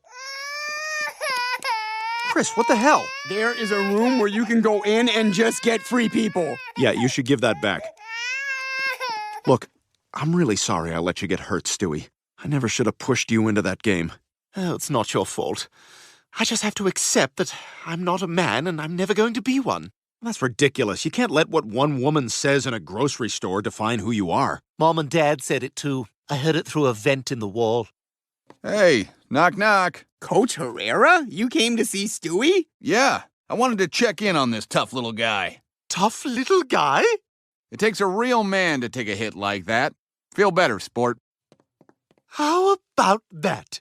Real man. See, I told you, Stewie. You're a big tough boy. Yes, I guess I am. That may be, Stewie, but if I were you, I'd stay off the field. Concussions are the #1 problem in football today. Recent brain scan studies have shown that brain injuries are directly linked to dementia and suicides in former players. Yet the league! You can play the music louder, but you can't silence the truth! Peter, slow down! No can do, Joe. I'm all hopped up because I Vicks vapoed my shack. I also got some of it in my eyes. Am I getting them? Am I getting the robbers? Peter, put the gun down! On the floor, punks! Everybody dies! Ah! My already irritated eyes! Oh, damn it, Peter! This is Officer Swanson. I need backup. Ow! They're beating me with vaping accessories! Forget it. There's no time. Freeze! Police! Too late, Joe. I already identified with my captors. Don't hurt Max and Ken.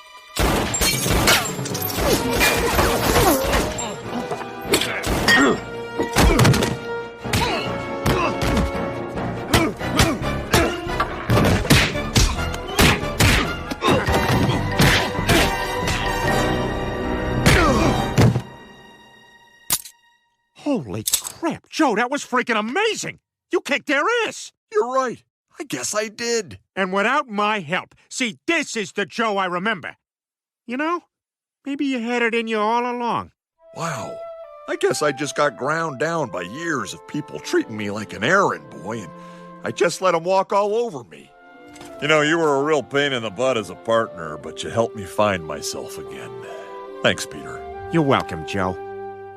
Excuse me, do you have any tab soda I can bring back to the sex dungeon where I've been held captive for decades? Ma'am, this is a crime scene. I'm going to have to ask you to move along.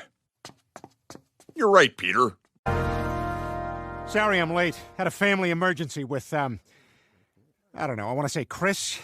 Wasn't listening super close. Why don't you sit down and drink beer and tell us about it instead of being home with your family? Apparently Chris and his girlfriend broke up. Something about her wanting to see other people. So the doctor says this surgery is gonna restore my eyesight. What? Oh, no. Oh, no? But I thought you'd be happy, Colin Farrell. Oi, blimey. Get stuffed. I'm gonna see other birds. Good day, mate. Don't look. Don't look. I think that's Colin Farrell.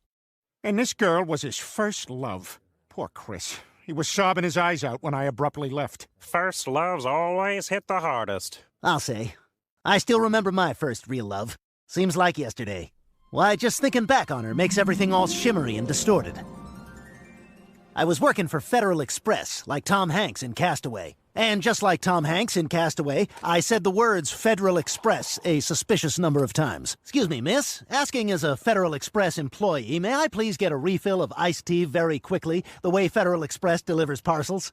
There was only one thing I loved more than corporate-branded content, and that was my fiancée, Helen Hunt. Hubba hubba. Darn right, hubba hubba. You know how most guys want their girlfriends to look like a pissy bird?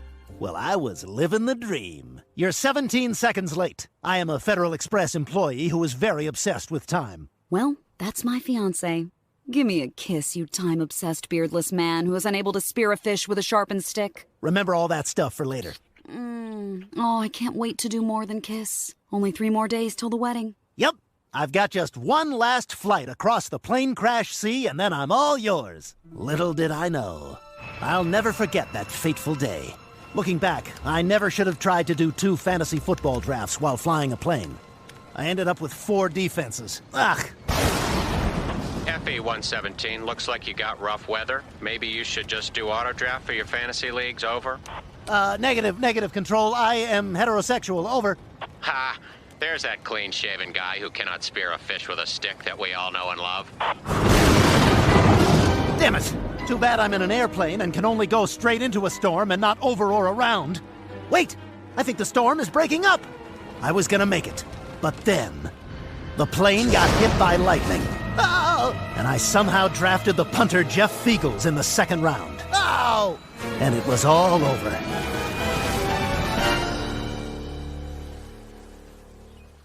I was all alone on an uncharted island. What could I do? Definitely not spear a fish with a hand-sharpened stick, because remember, that was a complete non-starter for me. If I wanted to make it back to my Helen, I'd need to find a way to survive. Luckily, I had a whole plane's worth of FedEx parcels I could open and use. Oh, please be food. Please be food. Oh, thank God I'm saved. Peanut brittle. Ah! From Peter Griffin. Gotcha. Continue. But then, I opened the most important package of all. My only friend on the island. I'm gonna call you Wilson. After Rita Wilson, the most beautiful and talented woman in Hollywood. The true First Lady of American culture. I swear I didn't say all that stuff just so Tom Hanks would let us do this movie.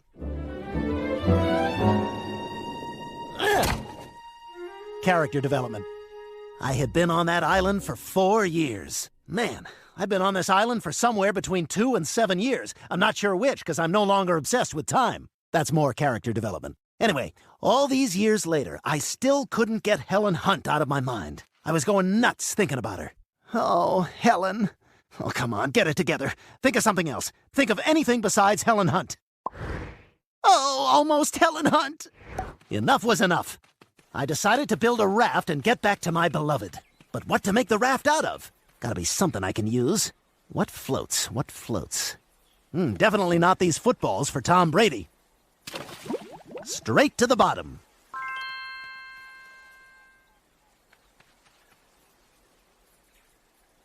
I wonder... Ah!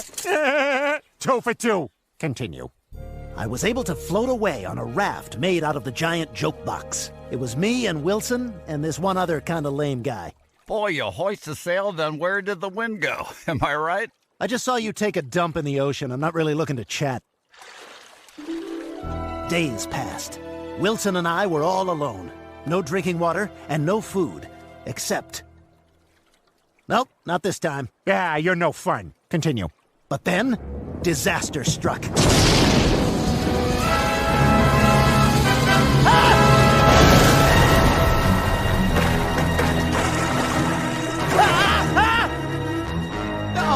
No, Wilson! Eventually, I moved on and largely forgot about Wilson.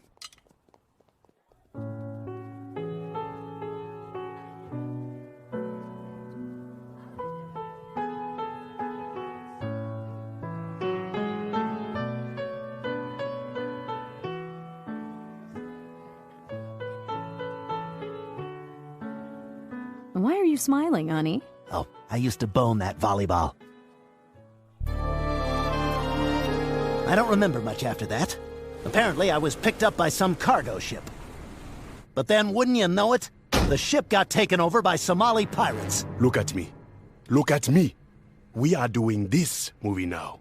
Then that Somali pirate did a bunch of stuff, and then nothing else ever again, and eventually I got back home. After years and years away, it was finally time to see my Helen. Oh my God, you're alive! I thought about you every day, Helen. You're the reason I stayed alive all these years. I never stopped loving you. I'm sorry. I got back together with Paul Reiser. What? We did a Mad About You reboot on Spectrum Originals. Which just sounds fake. I mean, did you watch any of that? Do you even know anyone who, I literally do not know one person who saw like a single minute of that. I'm so sorry. I was devastated. Helen was my first true love, the only woman I ever wanted, and she had moved on without me. Fortunately, 5 years later, they invented portable pornography on telephones, and I've literally never thought about her since.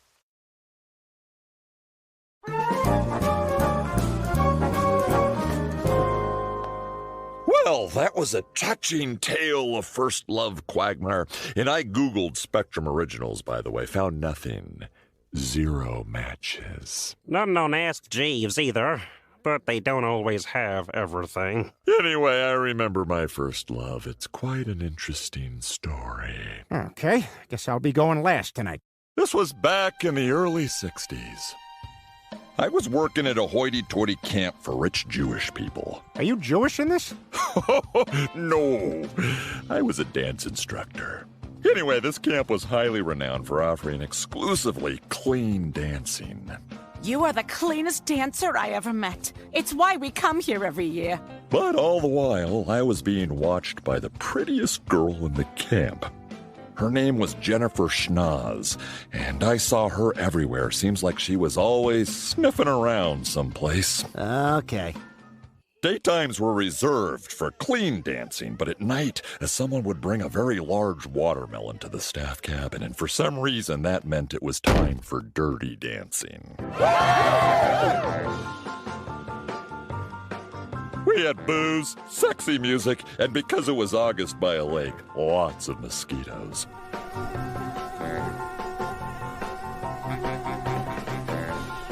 My favorite partner was Dancy McGee. She was the best dancer on the staff, as you can tell from this dance party, where she's dancing neither better nor worse than anyone on the staff.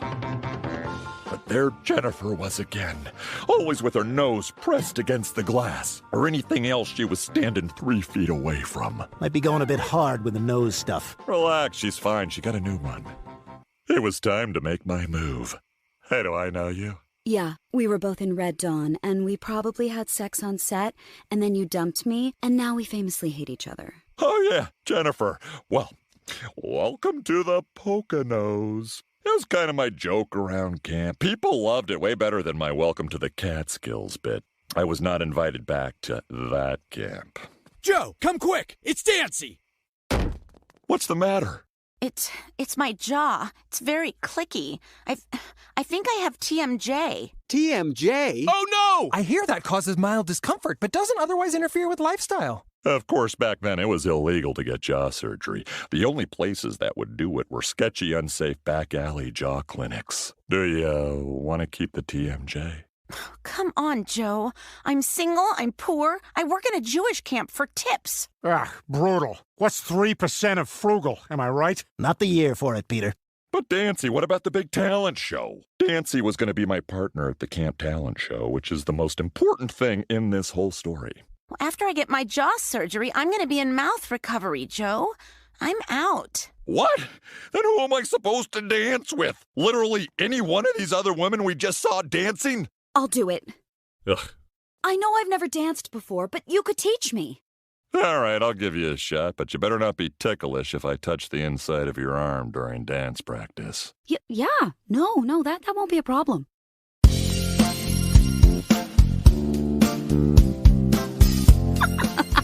This is the I was talking about!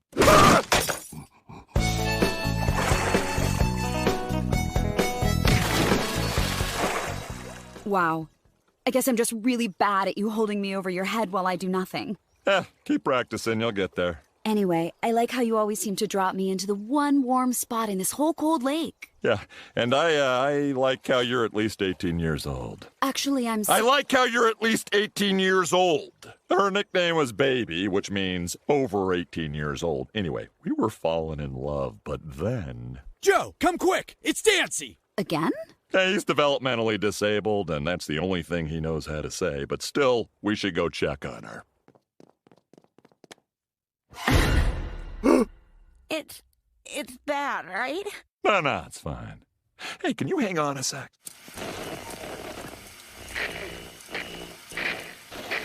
President Kennedy said he's excited to show the city of Dallas, quote, just how white a shirt can be.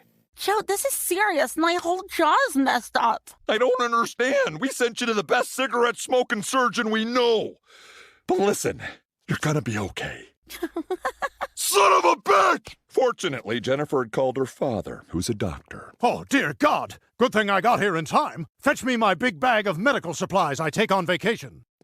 Thank you for coming, Dr. Hartman. Shut up. I don't like you because you're poor. Daddy, is she gonna be okay? She's gonna make it. But I blame you for this, because it's important for the story that I blame you for this. I'm sorry? Sorry doesn't cut it. Something this terrible calls for real consequences. No dancing with my daughter at the meaningless talent show. What? No! My word is final. So what I'm doing right here is I'm thinking about Jennifer and how she's like the wind. What does that mean, she's like the wind? Just, she and the wind. Lots of similarities there, She's very wind-like. Yeah, but like my house specifically. I mean, where do I even start? Basically, they're like two peas in a pod, those two. Her and the wind, No, I don't know. You keep saying you know, and I don't know, and that's why I'm asking the question. In what precise way is she like the wind? Well, like if you picture my heart like trees, she blows through my trees. All right, so in what way is your heart like trees? Oh, look, it's a good song, okay? The point is, I'm missing Jennifer. I want her back. Just say that then. Enough with this wind business. Finally, it came. The night of the big talent show. The show started late because the grandma bragging had gone a bit long. Doctor. Lawyer. 5'6". Everyone, I hope you enjoyed the dinner of leftovers from last year's dinner. I mentioned it was a Jewish camp, right? But now it's time to start the talent show. This was my last chance. I wasn't going to let all those hours of standing in a lake go to waste. Nobody puts legal adult in a corner. Well, unfortunately, this was the Star of David dining hall, so pretty much the whole place was corners. It was finally time for us to dance together. Happy 1963, everyone. For our big finale, we're going to dance to a song written in 1985.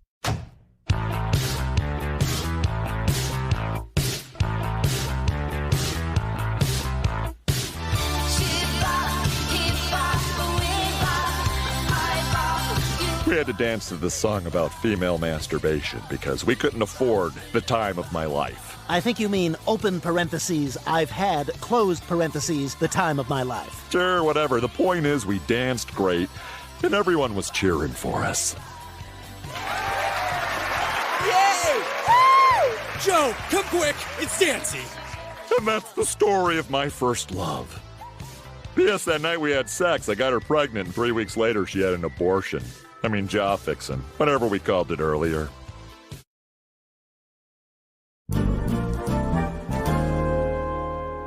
Well, anyway, I remember my first. Oh. Think it's probably going to be Peter, right? Sorry, Cleveland. But I remember my first love. It was 1989, the golden age of Hollywood. The year of Troop Beverly Hills, Fletch Lives, Gleeman the Cube, and a hilarious new addition to the Harry and the Hendersons franchise. Harry meets a girl, Bigfoot? Count me in! Well, that's what I thought, anyway. Turns out Harry was shorter in this movie, but he did look marvelous. And the actress? Oh, my gosh. Oh. You know how I always wanted to marry a woman who looks like the Full House baby? Well, this was her.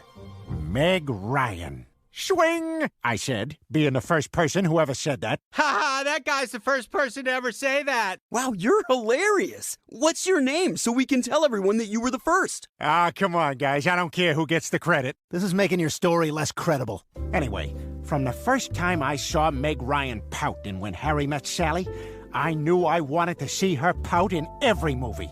And then eventually change her face so she's incapable of pouting.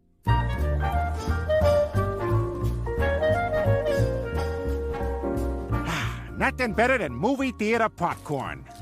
Some for me, some for the cleaning guy.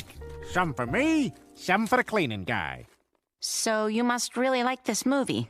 Are you talking to me?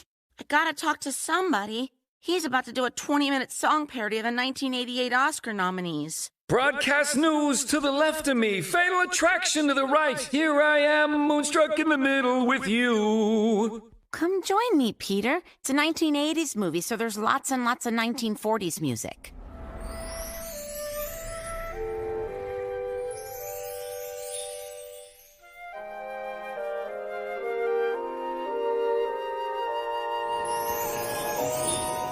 What's that guy doing? He's ruining the movie. Joe, come quick. It's Dancy.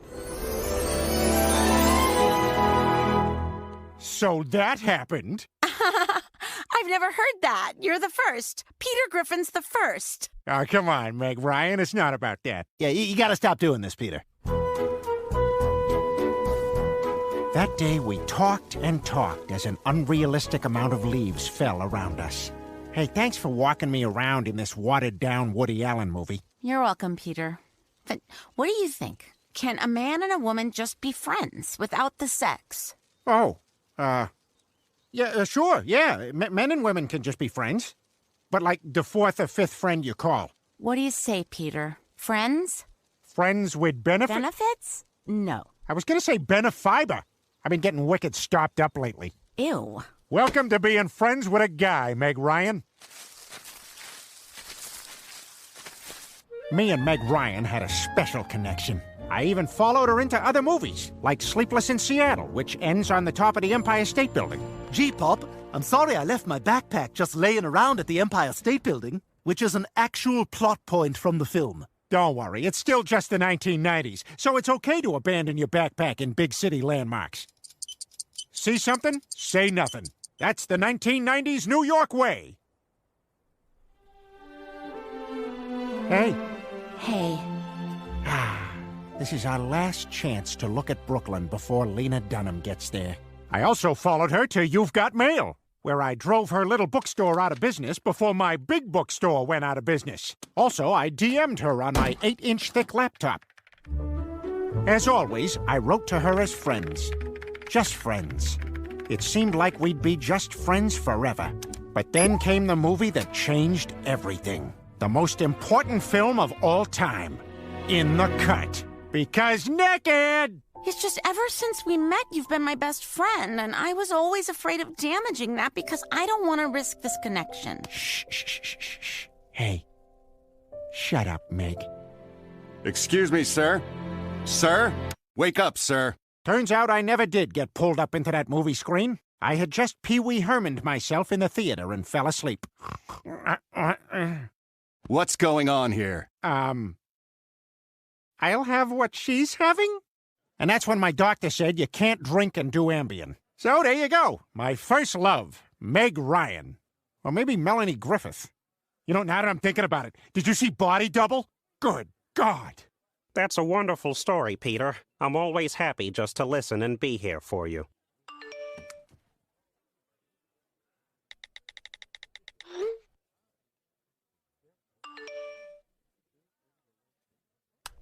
Donna says hi.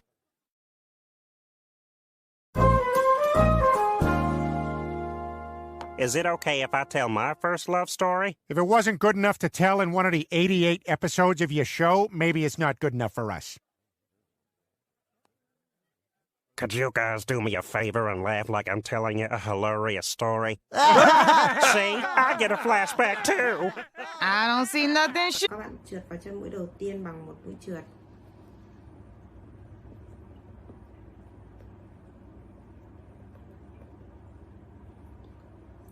Tiếp tục các bạn móc tiếp lên hàng thứ 54, lên một mũi bính và móc tiếp cho mình là 6 mũi giảm.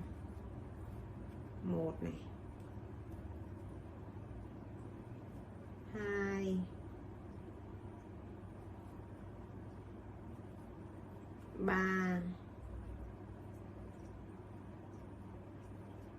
4 và 5. Sau đó các bạn trượt vào chân mũi đầu tiên bằng một mũi trượt. Bây giờ mình sẽ cắt sợi thừa nhé.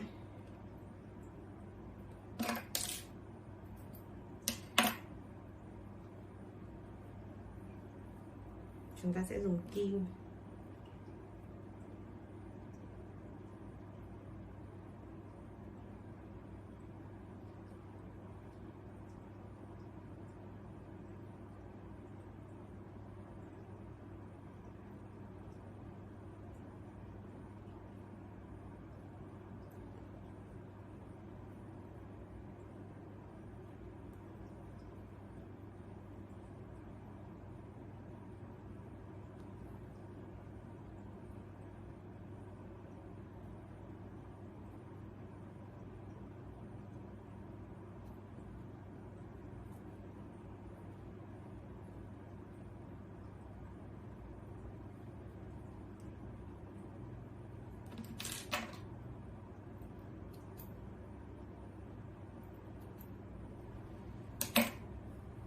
Đây, vậy là mình đã xong phần thân. Tiếp theo thì mình sẽ hướng dẫn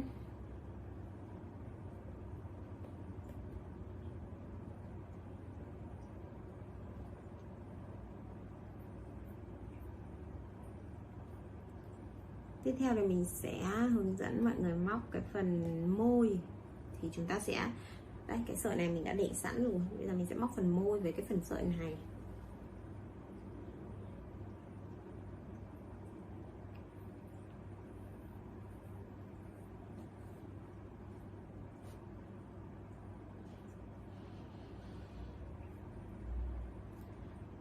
Các bạn sẽ móc cho mình là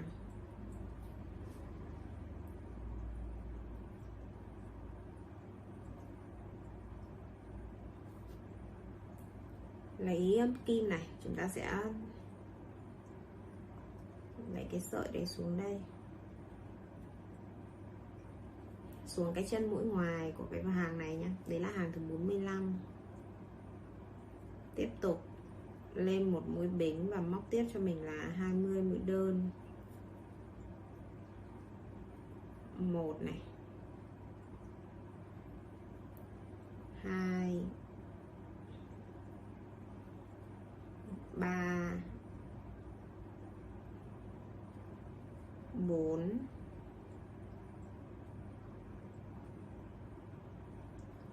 5,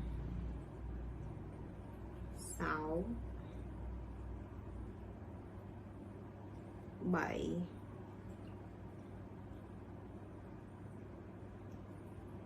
8, 9, 10,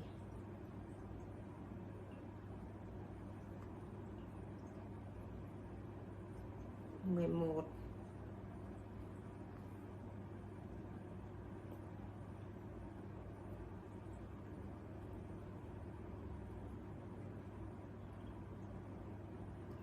12,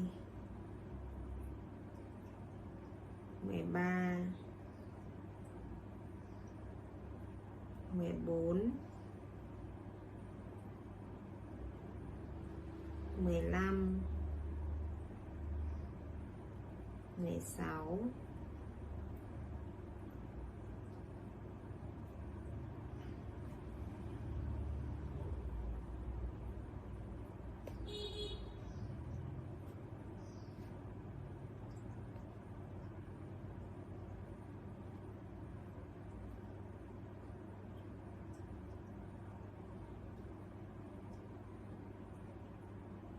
17,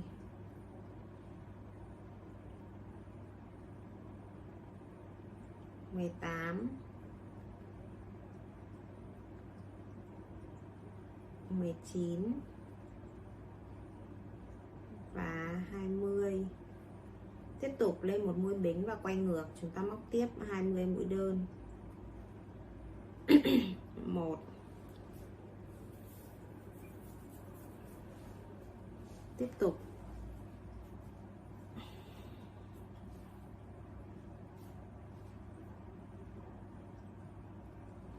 2.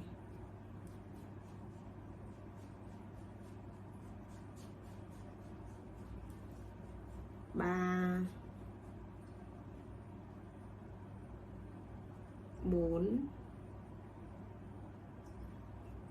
5.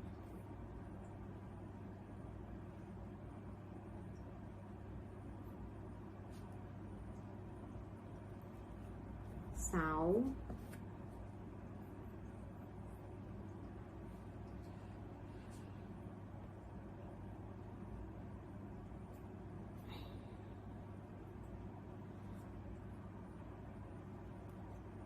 7.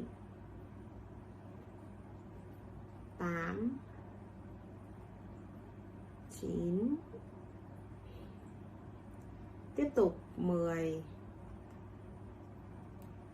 11. 12. 13. 14.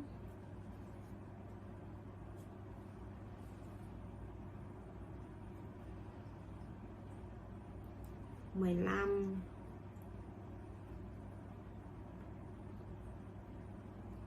16.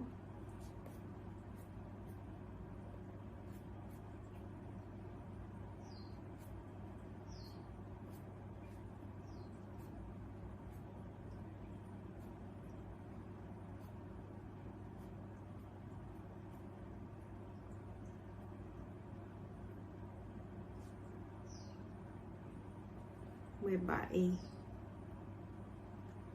18. 19. 20. Bây giờ các bạn sẽ cắt sợi len giúp mình.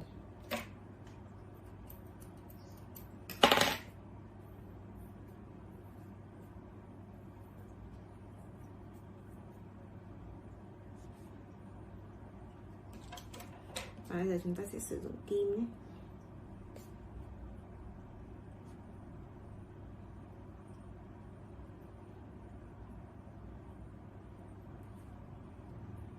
Giấu lên vào bên trong này.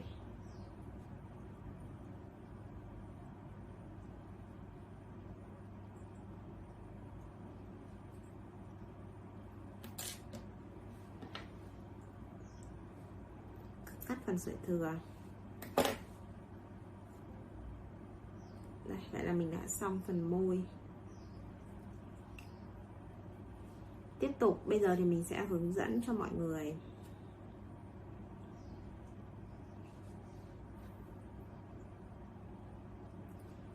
tiếp theo. Chúng ta sẽ móc phần cành cái tay của ếch nha. Thì với phần tay thì chúng ta sẽ sử dụng chủ yếu là màu xanh đậm. Thì đầu tiên ấy, chúng ta cũng sẽ